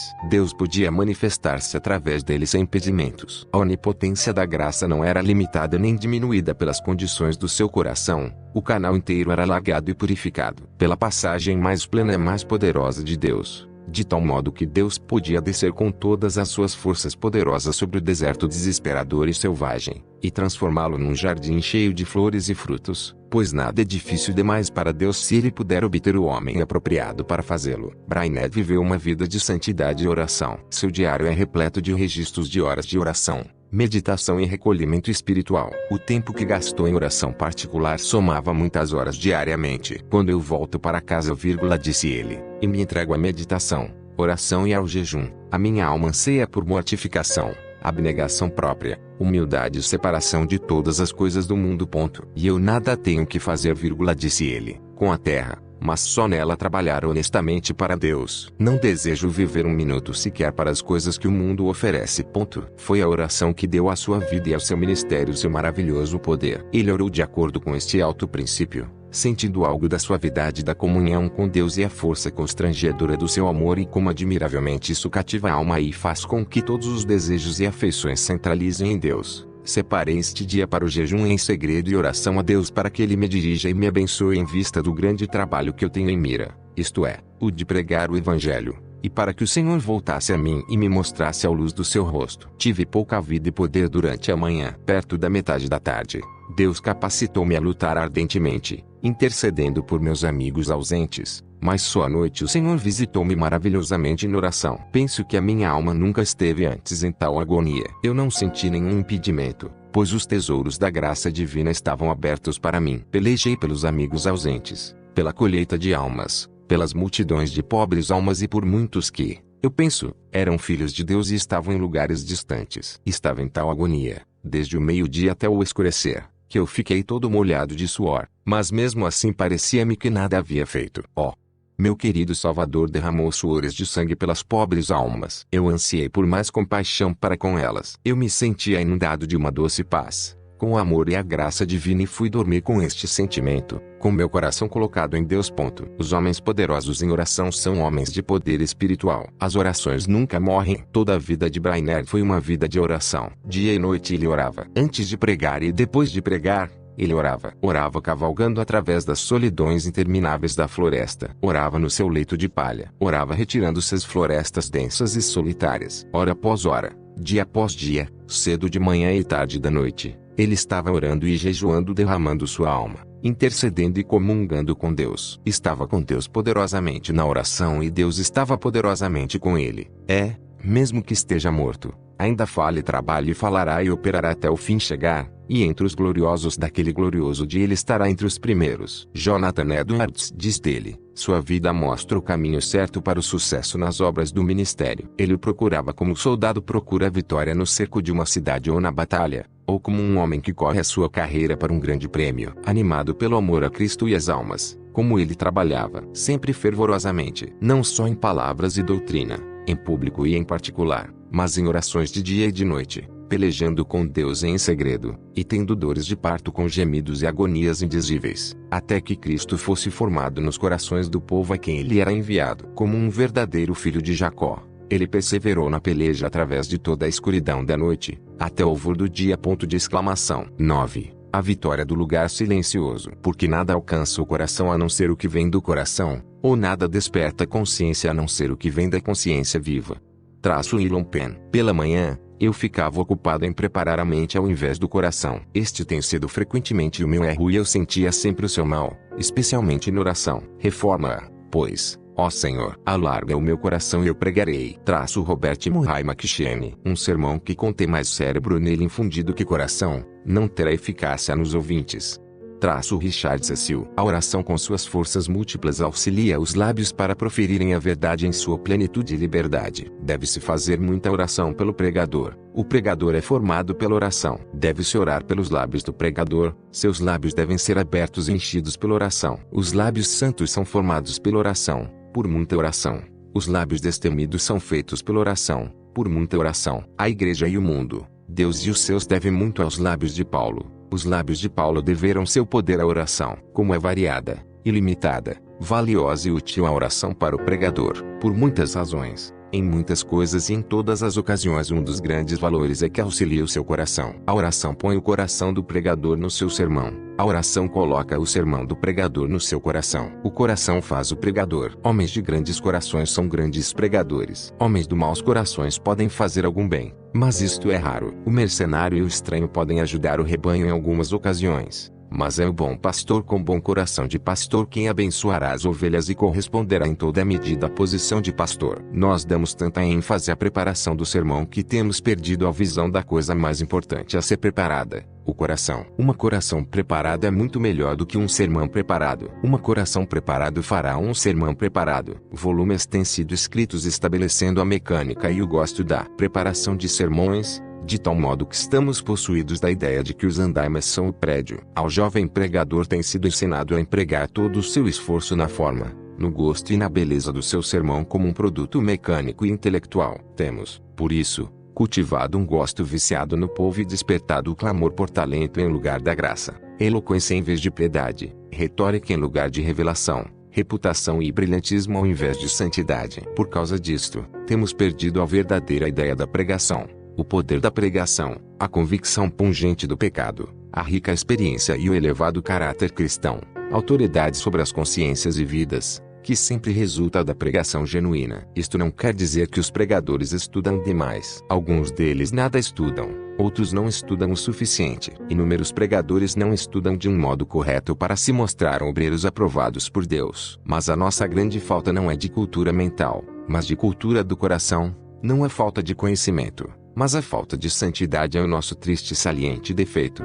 Não que não conheçamos muito, mas é que não meditamos sobre Deus e sobre sua palavra, não vigiamos, jejuamos e oramos suficientemente. O coração é o grande impedimento para a nossa pregação. As palavras impregnadas da verdade divina não encontram em nossos corações bons condutores, detidas, tornam-se impotentes. Pode um homem ambicioso, que busca louvor e posição destacada, pregar o evangelho daquele que não buscou para si mesmo reputação, mas tomou a forma de um servo? Pode o orgulhoso, o vaidoso, o egoísta, pregar o evangelho daquele que era modesto e humilde? Pode o mal-humorado, colérico, duro e mundano pregar as doutrinas que estão cheias de longanimidade, autoabnegação, ternura, que imperativamente exigem separação da inimizade e crucificação para o mundo? Pode o mercenário oficial, sem coração e negligente, pregar o evangelho que exige que o pastor dê sua vida pelo rebanho? Pode o homem ambicioso, que pensa em termos de salário e dinheiro, pregar o evangelho até que esgote o seu coração e possa dizer no Espírito de Cristo e Paulo com as palavras de Wesley: "E eu considero como esterco e escória, o calço sob os meus pés, e eu, ainda que não seja eu, mas a graça de Deus em mim, o estimo apenas como a lama de estrada, não o desejo, não o busco." Ponto de interrogação. A revelação de Deus não necessita da luz do gênio humano, a polidez e força da cultura humana, o brilhantismo do pensamento humano, o poder do cérebro humano para adorná-la ou reforçá-la, mas exige a simplicidade, a docilidade, a humildade e a fé que se aninham no coração de uma criança. Foi esta a submissão e subordinação do intelecto e do gênio às forças divinas e espirituais que fez Paulo inigualável entre os apóstolos. Foram estas coisas que deram a Wesley o seu poder. A nossa grande necessidade é a preparação do coração. Lutero tomou como um axioma: quem orou bem, estudou bem. Não dizemos que os homens não devem pensar e usar a sua inteligência, mas usará melhor a sua inteligência quem cultivar mais o seu coração. Não estamos dizendo que os pregadores não devem ser estudiosos, mas queremos dizer que seu grande estudo deveria ser a Bíblia e estudará melhor a Bíblia quem guarda o seu coração com diligência. Não dizemos que o pregador não deveria conhecer os homens, mas será maior adepto da natureza humana a quem sondou as profundezas e os segredos do seu próprio coração. Queremos dizer que o canal da pregação é a mente, ao passo que sua fonte é o coração. Podeis alargar e aprofundar o canal, mas, se não cuidais da pureza e profundidade da fonte, tereis um canal seco ou contaminado. Quase todos os homens de inteligência comum têm capacidade suficiente para pregar o evangelho, mas são muito poucos os que têm graça suficiente para isso. Queremos dizer que quem lutou com seu próprio coração e o conquistou, quem aprendeu humildade, fé, o amor, a verdade, misericórdia, simpatia, coragem, quem pode derramar ricos tesouros do coração assim treinado através do intelecto humano, sobrecarregado com o poder do evangelho, na consciência dos ouvintes, tal pessoa será o pregador verdadeiro e mais bem-sucedido, segundo a estimação do seu Senhor. O coração é o salvador do mundo. As cabeças não salvam. Gênio, cérebro, brilhantismo, força, dons naturais não salvam. O evangelho derrama-se através dos corações. Todas as forças mais poderosas são as do coração. Todas as graças mais doces e mais suaves são as do coração. Grandes corações fazem grandes caracteres. Grandes corações fazem caracteres divinos. Deus é amor. Nada há maior que o amor. Nada maior que Deus. Os corações fazem o céu. O céu é amor. Nada mais sublime, mais doce do que o céu. É o coração e não a cabeça que torna grandes os pregadores de Deus. O coração vale muito em todo sentido na religião. O coração deve falar do púlpito. O coração deve ouvir da audiência. De facto, servimos a Deus com os nossos corações. A homenagem intelectual não é aceita no céu. Cremos que um dos erros mais sérios, mais comuns do púlpito de hoje é o de colocar mais pensamento do que oração,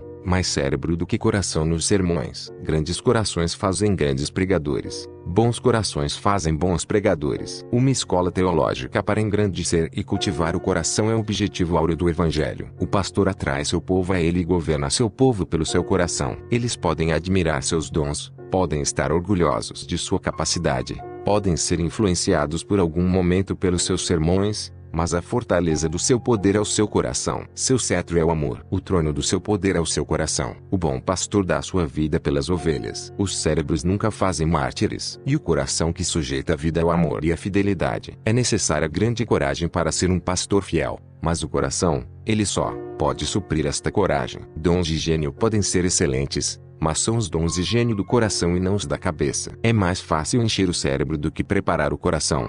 É mais fácil fazer um sermão intelectual do que um sermão de coração. Foi o coração que trouxe o Filho de Deus dos céus. É o coração que levará os homens aos céus. O mundo necessita de homens de coração para simpatizar com suas aflições, para sarar as dores, para ter compaixão de suas misérias e para aliviar seu sofrimento. Cristo foi eminentemente varão de dores porque ele foi preeminentemente o homem do coração. Dá-me teu coração, é o pedido de Deus aos homens. Dá-me o teu coração, é o que o homem pede aos outros. Um ministério profissional é um ministério sem coração. Quando o salário representa um grande papel no ministério, o coração representa um papel mesquinho. Podemos fazer da pregação a nossa tarefa e não colocar os nossos corações nessa tarefa. Quem põe a si mesmo diante da sua pregação, põe o coração no último lugar. Quem não planta com seu coração no seu gabinete, nunca ceifará uma seara para Deus. O recinto secreto é o gabinete do coração. Ali aprenderemos sobre a maneira de pregar e o que pregar mais do que podemos aprender em nossas bibliotecas. Jesus chorou é o mais curto e o maior versículo da Bíblia. É aquele que sai chorando, não pregando grandes sermões, levando a preciosa semente, que voltará com regozijo, trazendo seus molhos com ele. Salmos 126:6. A oração dá inteligência, traz sabedoria, alarga e fortalece a mente. O recinto secreto é um perfeito professor e escola para o pregador. O pensamento não só é iluminado e aclarado na oração. Podemos aprender mais em uma hora de oração, quando oramos realmente, do que em muitas horas no gabinete. Há livros, no recinto secreto, que não podem ser encontrados ou lidos em qualquer outro lugar. Há revelações que não podem ser feitas em qualquer lugar que não seja o secreto. 10. Sob o orvalho do céu. Uma brilhante bênção que a oração particular traz ao ministério. É algo indescritível e inexprimível. Uma unção do Espírito Santo. Se a unção que trazemos não vier do Senhor dos Exércitos, somos enganadores. Desde que só na oração podemos obtê-la. Continuemos persistentes, constantes e fervorosos nas súplicas. Coloquemos o novelo de lã na eira da súplica até que fique molhado com o orvalho do céu. C.H. Spurgeon. Alexandre Knox, um filósofo cristão dos dias de Wesley, não um adepto, mas um grande amigo pessoal de Wesley, com muita simpatia espiritual para com o movimento wesleyano, escreve: é estranho e lamentável, mas verdadeiramente creio que, a não ser entre os metodistas e os clérigos metodistas, não há muita pregação interessante na Inglaterra. O clero em geral perdeu totalmente essa arte. Há, penso eu, nas grandes leis do mundo moral uma espécie de entendimento secreto, como as afinidades químicas, entre a verdade religiosa corretamente promulgada e os sentimentos mais profundos do espírito humano. Onde um se manifesta devidamente, o outro responderá: não ardia em nós o coração, mas este sentimento devoto é indispensável ao orador. Ora, sou obrigado a estabelecer da minha própria observação que esta unção, como os franceses bem o denominam, está mais na convenção metodista do que na igreja do Estado na Inglaterra. Isto, e só isto, parece realmente ser o que enche as casas metodistas e rarefaz as igrejas do Estado. Eu não sou,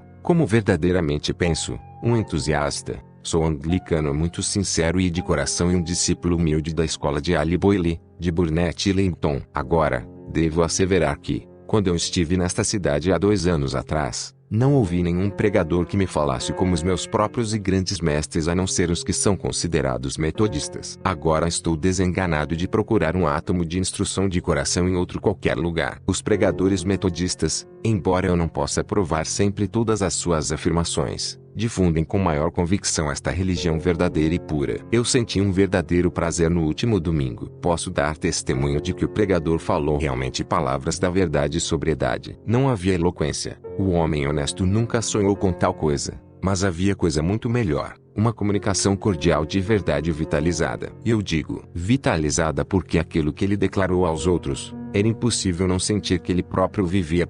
Essa unção é a arte de pregar. O pregador que nunca teve esta unção nunca teve a arte de pregar. O pregador que perdeu essa unção, perdeu a arte de pregar. Qualquer outra arte que ele possa ter ou reter, a arte de preparar sermões, a arte de eloquência, a arte de grandes e claros pensamentos, a arte de agradar ao auditório, sem essa unção terá perdido a divina arte da pregação. Essa unção torna a verdade de Deus poderosa e interessante, cativa e atrai, edifica, convence e salva. Essa unção vitaliza a verdade revelada de Deus, torna-a viva e vivificante. Ainda que seja a verdade de Deus, quando transmitida sem esta unção é superficial, morta e mortífera. Embora abunde em verdade, embora carregada de pensamentos, embora brilhe com retórica, embora engrandecida pela lógica, embora poderosa pelo zelo, sem essa divina unção ela traz a morte e não a vida. Spurgeon diz, e penso quanto não seria necessário martelar a nossa cabeça antes de poder explicar plenamente o que significa pregar com unção. Mas aquele que prega sente a sua presença,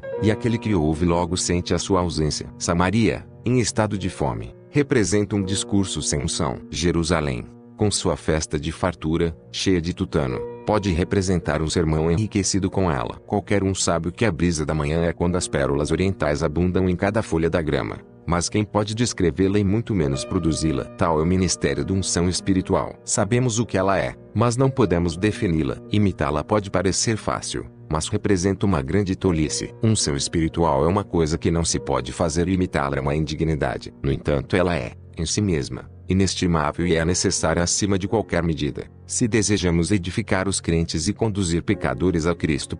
A unção é algo indefinível e indescritível que um velho pregador escocês de renome descreve assim: há algumas vezes, algo na pregação que não pode ser descrito nem com pena nem com palavras, o que é ou de onde vem, mas que com uma violência suave penetra no coração e nos sentimentos e vem diretamente do Senhor. Mas se há algum meio para obter tal coisa é pela disposição celestial do orador. Nós a chamamos unção. Essa unção é que torna a palavra de Deus viva e eficaz e mais cortante do que qualquer espada de 2 gumes, e penetra até ao ponto de dividir alma e espírito, juntas e medulas e apta para discernir os pensamentos e propósitos do coração. Hebreus 4:12. É essa unção que dá às palavras do pregador penetração, agudeza e poder, e que cria tal impacto e agitação em muitas congregações mortas. As mesmas verdades têm sido anunciadas com tal rigor da letra, tão macias quanto o óleo humano pode torná-las, mas não tem sinal de vida nem de pulsação. Todas são tão pacíficas como os túmulos e os mortos. Quando o mesmo pregador recebe um batismo desta unção, está nele o sopro divino e a letra da palavra foi embelezada e inflamada por este poder misterioso e as palpitações da vida começam. O vida que recebe ou vida que resiste. A unção penetra e convence a consciência e quebranta o coração. Esta unção divina é a característica que separa e distingue a verdadeira pregação do Evangelho de todos os outros métodos de apresentar a verdade e que produz um grande abismo espiritual entre o pregador que a tem e o pregador que não a tem. Sustenta e impregna a verdade revelada com toda a energia de Deus. Unção é simplesmente colocar Deus em sua própria palavra e sobre seu próprio pregador. Pela oração poderosa e pela oração contínua, ela se torna toda potente e pessoal para o pregador, inspira e esclarece o seu intelecto, dá penetração, poder e influência, dá ao pregador o poder do coração que é o maior do que o poder da mente, ternura, pureza e força fluem do seu coração por meio dela. Esta unção produz grandeza e liberdade, plenitude de pensamento, retidão e simplicidade de expressão. Muitas vezes, o ardor é equivocamente tomado por esta unção. Aquele que tem a divina unção será ardoroso pela própria natureza espiritual das coisas, mas pode haver uma ampla gradação de ardor sem a mínima mistura de unção. Ardor e unção parecem semelhantes sob alguns pontos de vista. O ardor pode ser, facilmente, tomado por unção. É necessário um olho espiritual e um discernimento espiritual para discriminá-los. O ardor pode ser sincero, sério, ardente e perseverante, dispõe-se a fazer as coisas com boa vontade, persegue-as com perseverança, insiste nelas com ardor, põe as forças nelas. Mas todas essas forças nada mais são do que forças humanas. O homem está nele, o homem inteiro com tudo aquilo que é de sua vontade e seu coração, do cérebro, do gênio, do seu plano, trabalho de sua palestra. Ele tomou para si algum propósito que o dominou e persiste para dominá-lo. Pode não haver nada de Deus nele. Pode haver pouco de Deus nele, porque nele há muito do homem. Pode apresentar todos os argumentos na defesa do seu sincero propósito que agradam ou tocam e movem ou abatem com convicção de sua importância. Em todo este ardor pode mover-se ao longo dos caminhos terrenos, sendo propulsionado só pelas forças humanas. Seu altar feito pelas mãos terrenas e seu fogo aceso com chamas terrenas. Disse de um famoso pregador, dotado de talento, que cumpria a escritura segundo o seu gosto e propósito, que chegou a ser muito eloquente com sua própria exegese. Os homens assim tornam-se excessivamente ardorosos com seus próprios planos ou movimentos. O ardor pode ser egoísmo simulado, que é unção. É o indefinível na pregação, que faz a pregação. É aquilo que distingue e separa a pregação de todos os discursos meramente humanos. É o divino na pregação. Ela torna penetrante a pregação para aqueles que necessitam de iluminação. Ela destila como orvalho sobre aqueles que necessitam ser refrigerados. Esta unção vem ao pregador não no gabinete, mas no recinto secreto. E a destilação do céu em resposta à oração é a mais doce exalação do Espírito Santo. Ela impregna, infunde, suaviza, filtra, apara e abranda. Leva a palavra como dinamite, como sal, como açúcar. Torna a palavra um suavizador, um revelador e um inquisidor. Torna o ouvinte um réu ou um santo. Fala-o chorar como criança e viver como gigante. Abre seu coração e sua bolsa tão gentilmente, no entanto tão fortemente como a primavera abre as folhas. Esta unção não é o dom do gênio. Não é encontrada nas escolas. Nenhuma eloquência pode pretendê-la. Nenhuma indústria pode ganhá-la. As mãos prelatícias não podem conferi-la. É o dom de Deus. É o sinete conferido aos seus próprios mensageiros. E a dignidade de cavaleiro celestial concedida aos verdadeiros escolhidos e bravos que procuram esta honrosa unção através de muitas horas de oração com lágrimas e luta. O ardor é bom e impressionante. O gênio é um grande dom. O pensamento brilha e inspira, mas necessita de investidura mais divina, uma energia mais poderosa do que o ardor. Gênio ou pensamento para quebrar as cadeias do pecado, para ganhar corações extraviados e depravados para Deus, para reparar as brechas e restaurar a igreja ao seu antigo caminho de pureza e poder. Nada a não ser esta santa unção pode fazer isto. No sistema cristão, a unção é o derramamento do Espírito Santo separando-nos e qualificando-nos para o trabalho de Deus. Esta unção é uma divina capacitação pela qual o pregador cumpre os fins peculiares e salvadores da pregação. Sem esta unção não há resultados verdadeiramente espirituais. Os resultados e as forças na pregação não sobrepujam os resultados de um discurso não santificado. Sem a unção, o discurso é tão poderoso quanto o púlpito. Esta unção divina sobre o pregador gera, através da palavra de Deus, os resultados espirituais que emanam do Evangelho. Sem esta unção, estes resultados não são assegurados. Muitas impressões agradáveis podem ser produzidas, mas todas elas ficam aquém dos fins da pregação do Evangelho. Esta unção pode ser simulada. Há muitas coisas que se lhe assemelham. Há muitos resultados que se parecem com os seus efeitos, mas elas são estranhas aos seus resultados e à sua natureza. O fervor ou a ternura, excitados por um sermão patético ou emocional, podem assemelhar-se com os movimentos de unção divina, mas não têm força pungente, penetrante que quebranta o coração. Não há em seus movimentos superficiais, atraentes e emocionais, o bálsamo que cura o coração. Não são radicais, nem sondam o coração, nem curam o pecado. Esta unção divina é um aspecto característico que separa a verdadeira pregação do Evangelho de todos os outros métodos de apresentação da verdade. Ela sustenta e interpreta a verdade revelada com toda a força de Deus, ilumina a palavra, alarga e enriquece o intelecto, capacita-o a aprender a palavra, qualifica o coração do pregador e trá-lo para aquela condição de mansidão, de pureza, de força e luz que são necessárias para assegurar os mais altos resultados. Esta unção dá ao pregador liberdade e grandeza de pensamento e de alma, uma liberdade, plenitude e penetração direta da palavra que não podem ser asseguradas por nenhum outro processo. Sem esta unção sobre o pregador,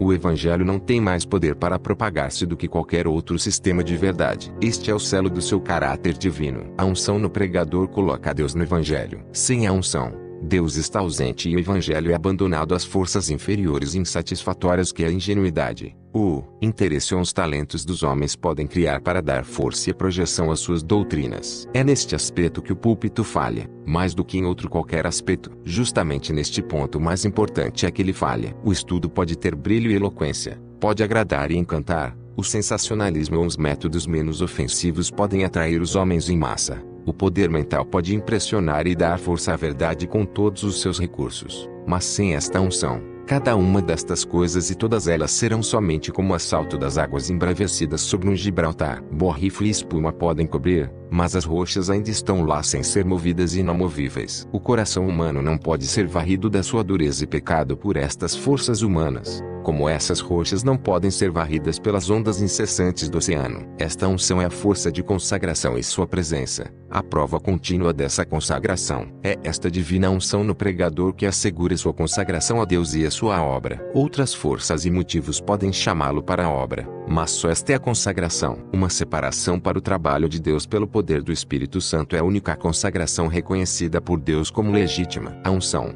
a divina unção, este derramamento celestial, é o que o púlpito necessita e deve ter. Este óleo divino e celestial, colocado sobre ele pela imposição da mão divina, deve suavizar e lubrificar o homem todo, coração, mente, espírito, até que ela o separe, com uma separação poderosa, de todos os motivos e objetivos terrenos, seculares, mundanos e egoístas, separando-o para tudo o que é puro e divino. É a presença desta unção no pregador que causa excitação e agitação em muitas congregações. As mesmas verdades têm sido anunciadas na rigidez da letra, mas nenhuma comoção foi vista, nenhuma dor ou pulsão sentidas. Tudo é tranquilo como um túmulo. Um outro pregador vem e esta influência misteriosa está sobre ele. A letra da palavra tem sido inflamada pelo Espírito. Sentem-se as agonias de um movimento poderoso. É a unção que penetra e comove a consciência e quebranta o coração. A pregação sem unção torna difícil todas as coisas. Tornam-se secas, acres e mortas. Essa unção não é apenas uma era ou uma memória do passado.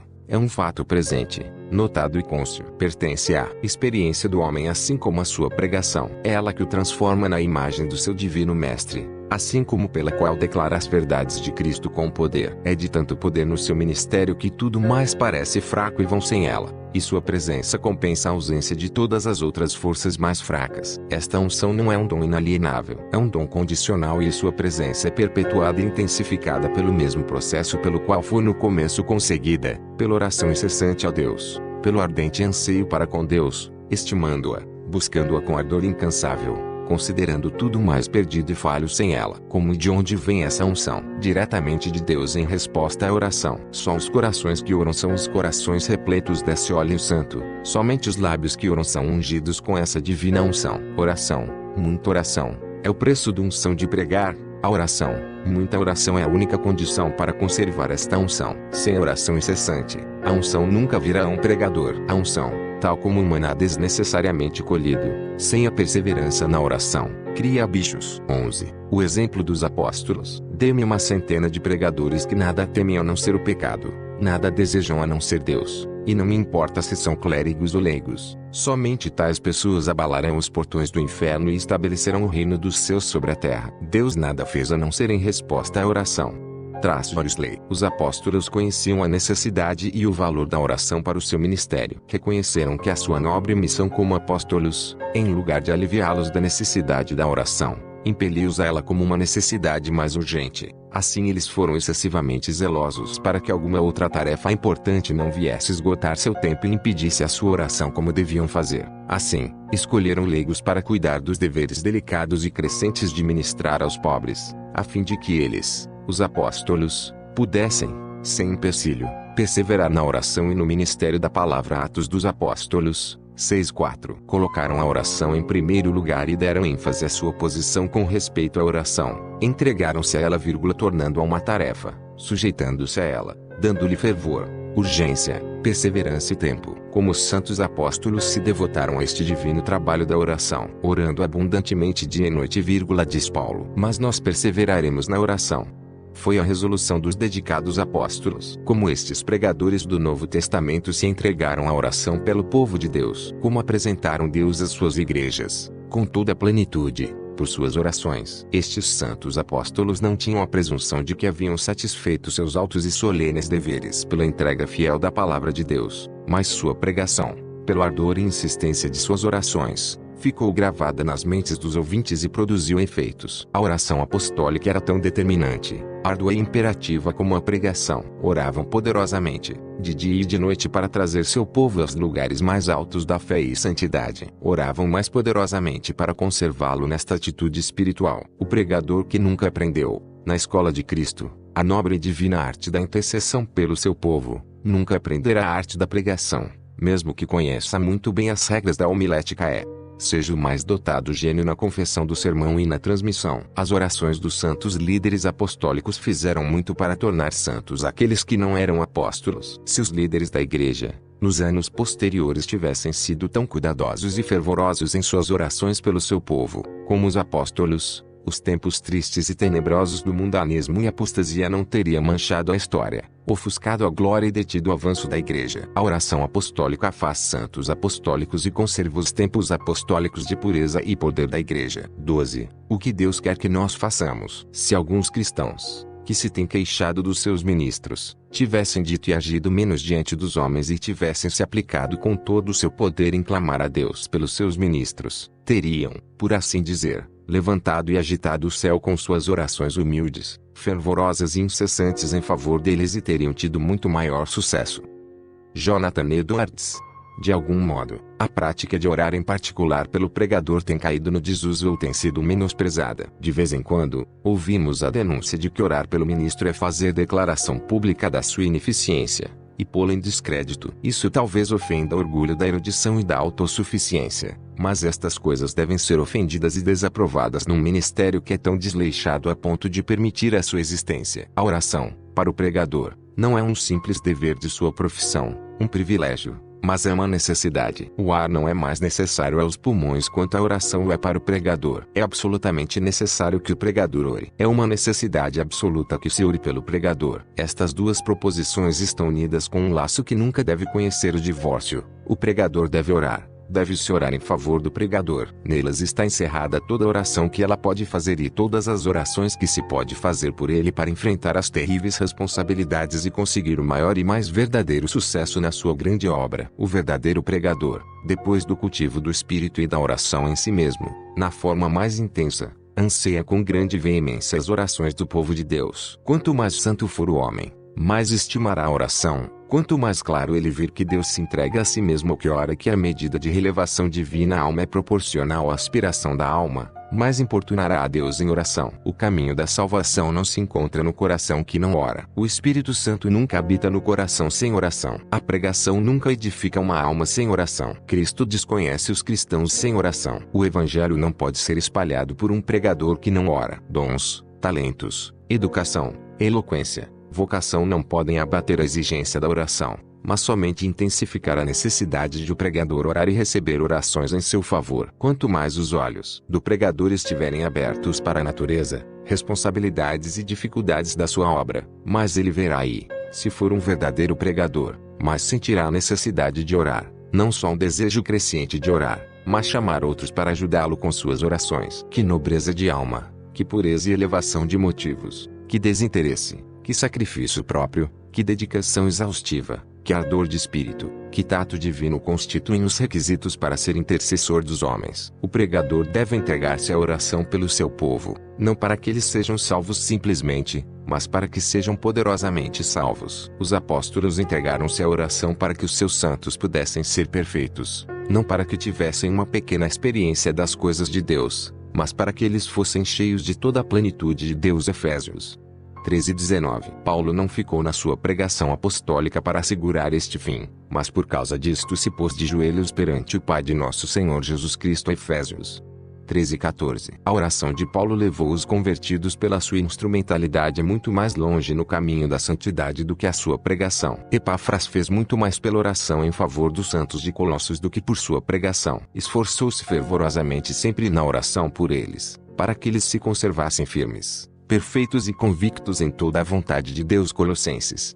4:12. Os pregadores são preeminentemente escolhidos por Deus. São os principais responsáveis pela condição da igreja. Eles moldam seu caráter, dão matiz e direção à sua vida. Muito, de todas as maneiras, depende desses líderes. Eles formam as épocas e as instituições. A igreja é divina, o tesouro que ele encerra é celestial, mas ela traz a estampa humana. O tesouro está num vaso de barro e tomo gosto do vaso. A igreja de Deus faz seus líderes ou é feita por eles. Seja ela quem faz os líderes, seja ela feita por eles, será o que os seus líderes são: espiritual, se eles o forem; mundana, se eles o são. Os reis de Israel deram caráter à piedade israelita. Uma igreja raramente se revolta ou se põe acima da religião dos seus líderes. Líderes fortemente espirituais, homens de santo poder, à frente, são símbolos do favor de Deus, Desastre e fraqueza seguem ao aparecimento dos líderes fracos ou mundanos. Israel decaiu quando Deus lhe deu crianças para serem seus príncipes e bebês para os governarem. Nenhum estado de felicidade é predito pelos profetas quando as crianças oprimem o Israel de Deus e inimigos o governam. Os tempos de liderança espiritual são tempos de grande prosperidade para a igreja. A oração é uma das características eminentes de uma forte liderança espiritual. Homens de oração poderosos são homens de grande poder e moldam as coisas. Seu poder com Deus tem o passo de um conquistador. Como pode um homem pregar se não recebeu de Deus sua mensagem no recinto secreto? Como pode pregar sem ter sua fé avivada, sua visão esclarecida e seu coração aquecido pela sua estreita união com Deus? Aí, se os lábios não estiverem tocados pela chama dessa comunhão, eles serão sempre secos e sem unção. As verdades divinas nunca virão com o poder de tais lábios, até onde se implicam os interesses reais da religião. Um púlpito sem o recinto secreto será sempre um deserto. Um pregador pode pregar de um modo oficial, atraente e estudado sem oração, mas, entre essa espécie de pregação e o ato de semear a semente preciosa de Deus com mãos santas e corações cheios de oração e de lágrimas, há uma distância incomensurável. São Paulo é um exemplo. Se algum homem podia espalhar ou fazer avançar o evangelho pela eficácia da força pessoal, pelo poder do intelecto, pela cultura, pelo talento pessoal, pela comissão apostólica de Deus, pela vocação extraordinária de Deus, este homem foi Paulo. De que o pregador deve ser um homem entregue à oração, Paulo é um exemplo eminente. De que o verdadeiro pregador apostólico deve ter as orações de outros bons irmãos para dar ao seu ministério seu contingente pleno de sucesso, Paulo é um exemplo preeminente. Ele pede, anseia, suplica de um modo apaixonado o auxílio de todos os santos de Deus. Sabia que no mundo espiritual, como em qualquer outra parte, a união faz a força, que a concentração e a reunião da fé, desejo e oração aumentavam o volume da força espiritual até a tornar-se esmagadora e irresistível em seu poder. Unidades de oração combinadas, como as gotas de água, fazem um oceano que desafia a resistência. Assim Paulo, com a sua clara e plena apreensão do dinamismo espiritual, determinou tornar o seu ministério tão influente, eterno, e irresistível como o oceano, reunindo todas as unidades dispersas de oração e precipitando-as sobre o seu ministério. Não pode a explicação da preeminência de Paulo no trabalho, nos resultados e na influência sobre a igreja e o mundo, ser encontrada no fato de que foi capaz de centralizar nele e no seu ministério mais orações do que outros. Aos seus irmãos de Roma escreveu: Rogo-vos, pois, irmãos, por nosso Senhor Jesus Cristo e também pelo amor do Espírito, que luteis juntamente comigo nas orações a Deus a meu favor. Romanos 15:30. Aos Efésios ele diz: com toda oração e súplica, orando em todo o tempo no Espírito, e para isto vigiando com toda perseverança e súplica por todos os santos, e também por mim, para que me seja dada, no abrir da minha boca, a palavra, para com intrepidez fazer conhecido o mistério do Evangelho. Efésios 6:18-19. Aos Colossenses reitera: suplicai ao mesmo tempo, também por nós, para que Deus nos abra a porta à palavra, a fim de falarmos do mistério de Cristo, pelo qual também estou algemado, para que eu o manifeste, como devo fazer. Colossenses 4:3-4. Aos Tessalonicenses ele diz: agudo e fortemente, irmãos, orai por nós. Primeiro aos Tessalonicenses 5:25. Paulo chama a igreja de Corinto em seu auxílio, ajudando-nos também vós, com as vossas orações a nosso favor. e 1:11. Esta devia ser uma parte da sua obra. Eles deviam auxiliá-lo com as suas orações. Ele,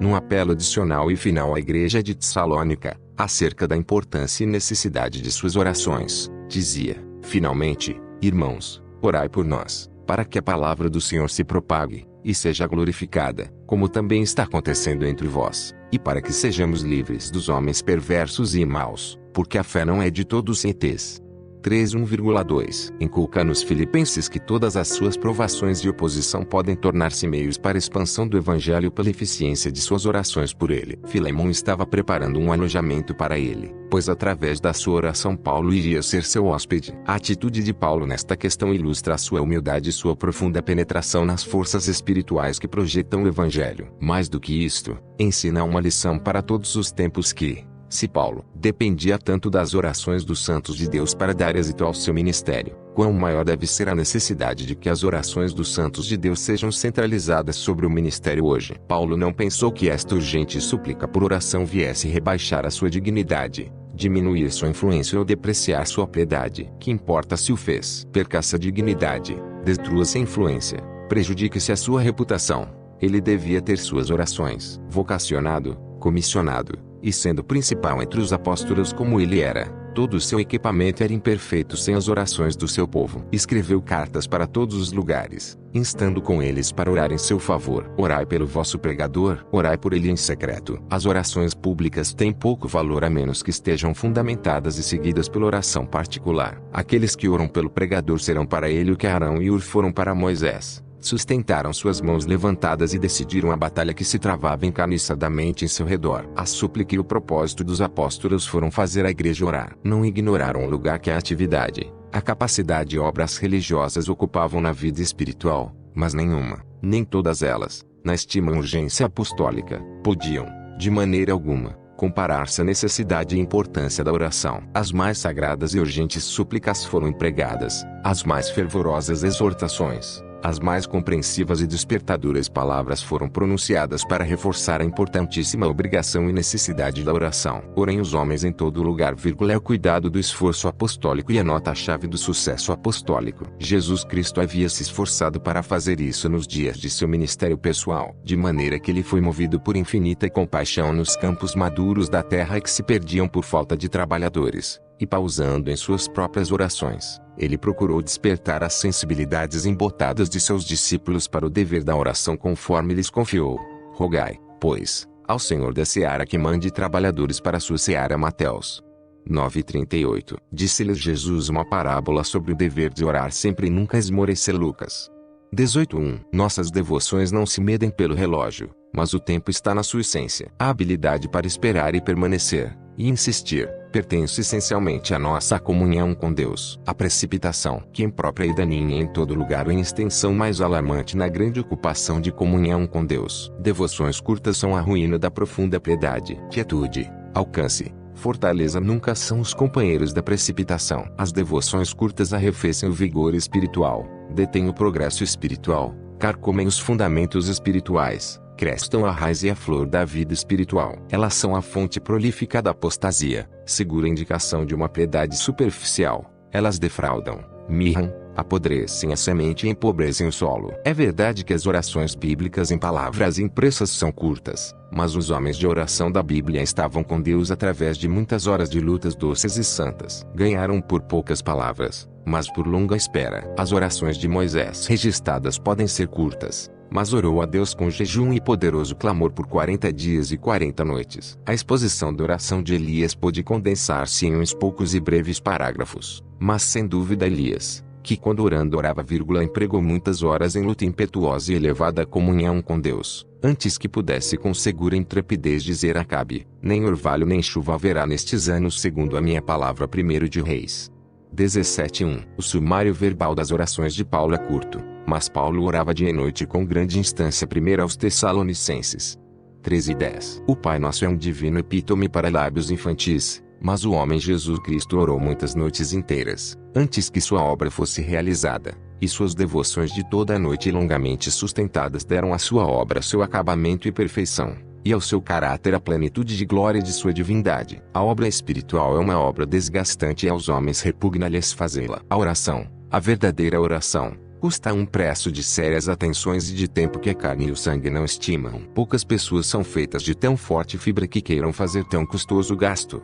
quando a obra superficial bem pode passar no mercado. Podemos habituar-nos, nós mesmos, à nossa miserável oração até que ela pareça bem a nós e, pelo menos, guarda uma forma decente e uma consciência tranquila, o mais mortal dos narcóticos. Podemos descuidar a nossa oração e não perceber o perigo até que os fundamentos tenham desaparecido. As devoções apressadas tornam a fé débil, convicções débeis, piedade suspeita. Estar pouco tempo com Deus é ser pequeno para Deus. Encurtar a oração torna todo o caráter religioso curto, escasso, mesquinho e descuidado. É necessário muito tempo para o pleno derramamento de Deus no Espírito. As devoções curtas cortam o condutor do pleno derramamento de Deus. Necessita-se de muito tempo em lugares secretos para conseguir a plena revelação de Deus. O tempo exíguo e apressado danifica o quadro. Henry Martin, missionário inglês, lamenta que a falta de leitura devocional particular e as orações curtas, por causa do trabalho incessante de fazer sermões, produziram muita estranheza entre Deus e sua alma.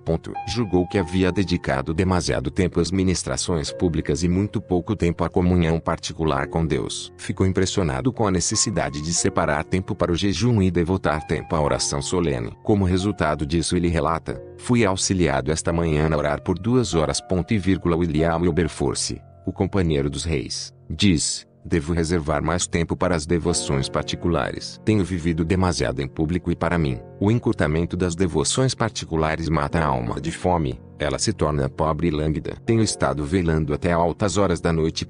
De um fracasso no parlamento, ele diz: deixa-me registrar minha tristeza e minha vergonha, pois, provavelmente, as devoções secretas foram cortadas e assim Deus me deixou tropeçar. Mais solidão e mais horas matutinas foram o seu remédio. Mais tempo e mais horas matutinas para a oração atuariam maravilhosamente para reavivar e revigorar a vida espiritual decaída de muitos. Mais tempo e horas matutinas em oração se manifestariam em um viver santo. Uma vida santa não seria uma coisa tão rara e tão difícil, se as nossas devoções não fossem tão curtas e tão apressadas. Um temperamento cristão em sua doce e desapaixonada fragrância não seria uma herança tão estranha e desesperada se as nossas permanências no recinto secreto fossem alongadas e intensificadas. Vivemos tão mesquinhamente porque oramos mediocremente. A abundância de tempo para festejarmos-nos em nossos recintos secretos traria tutano e gordura às nossas vidas. Nossa capacidade para estarmos com Deus em nosso recinto secreto mede a nossa habilidade para estarmos com Deus fora dele. As visitas apressadas ao recinto secreto são enganosas e negligentes. Não somente somos enganados por elas, mas também perdemos por causa delas muitos meios e muitos ricos legados. A permanência no recinto secreto instrui e faz triunfar. Ela nos ensina, e as maiores vitórias são resultado de grandes esperas. Esperas até que as palavras e os planos sejam esgotados. A espera silenciosa e paciente ganha a coroa. Jesus Cristo pergunta com ênfase provocativa: e Deus não fará justiça aos seus escolhidos, que chamam a ele de dia e de noite? Lucas 18:7. Orar é a maior coisa que podemos fazer e para fazê-la bem deve haver quietude, tempo e deliberação. De outro modo, degrada-se até o nível das coisas mais pequenas e insignificantes. A verdadeira oração tem os maiores resultados para o bem e a oração pobre, os menores. Nunca oramos demasiadamente quando realmente oramos. Não podemos nos dedicar a imitações. Devemos aprender de novo o valor da oração. Não há nada que tome mais tempo para aprender-se. E se desejamos aprender a maravilhosa arte, não devemos dar um fragmento de tempo aqui e acolá, mas devemos requerer e tomar com poder férreo as melhores horas do dia para Deus e para a oração, ou não haverá oração digna de tal nome. Esta, no entanto, não é a de oração. Poucos são os homens que oram. A oração é caluniada pelo pregador e pelo sacerdote. Nesses dias de precipitação e afã, de eletricidade e vapor, os homens não querem tomar tempo para a oração. Há pregadores que dizem orações como uma parte de seu programa, em ocasiões regulares ou importantes. Mas quem é que invoque o teu nome, que se desperte, e te detenha? Isaías 64:7. Quem ora como orou Jacó, até que é coroado como intercessor prevalecente rege. Quem ora como Elias, até que todas as forças detidas da natureza sejam abertas e uma terra castigada e faminta floresça como o jardim de Deus. Quem ora como orou Jesus Cristo, que saindo para o monte esteve toda a noite em oração com Deus. Lucas 6:12. Os apóstolos se consagraram à oração. Atos dos Apóstolos 6:4. É a coisa mais difícil de levar os homens e mesmo os pregadores a fazerem. Há leigos que darão seu dinheiro, alguns deles em abundância, mas não querem entregar-se à oração, sem a qual o seu dinheiro é apenas uma imprecação. Há abundância de pregadores que pregarão e pronunciarão discursos grandes e eloquentes sobre a necessidade de avivamento e de espalhar o reino de Deus, mas poucos farão aquilo sem o qual toda a pregação e organização serão piores do que vãs. Orar está fora da moda, a arte quase perdida, e o maior benfeitor que este século poderia ter seria o homem que fizesse os pregadores e a igreja voltarem à oração.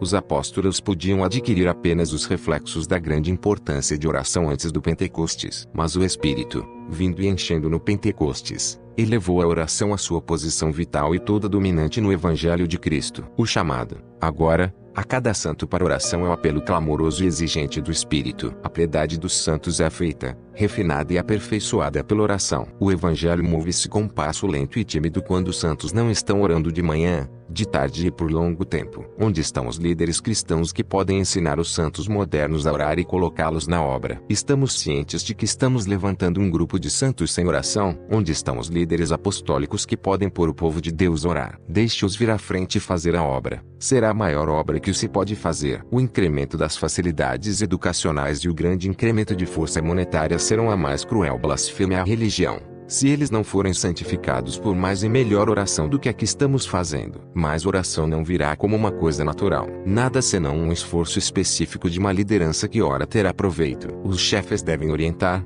com esforço apostólico, para enraizar a importância vital e a realidade da oração no coração e na vida da igreja. Ninguém, a não ser os líderes que oram, pode ter seguidores que oram. Os apóstolos de oração gerarão santos que oram. Um púlpito de oração gerará bancos de penitentes que oram. Temos grande necessidade de alguém que possa reunir os santos para a tarefa da oração. Não somos uma geração de santos de oração. Santos sem oração constituem um grupo miserável de santos que não tem o ardor, nem a formosura, nem o poder dos santos. Quem restaurará esta brecha? O maior dos reformadores e apóstolos será aquele que reunir a igreja para a oração. Isto colocamos como o nosso mais sóbrio juízo. A grande necessidade da igreja nesta e em todas as épocas é de homens de fé dominante, de tal santidade sem mancha, de tal marcado vigor espiritual e zelo consumidor, que suas orações, sua fé, suas vidas e seu ministério sejam de tal forma radicais e agressivos como se operassem revoluções espirituais, que marcaram época na vida dos indivíduos e da igreja. Não queremos dizer homens que permitem agitações sensacionais por meio de projetos originais nem aqueles que atraem por um entretenimento agradável,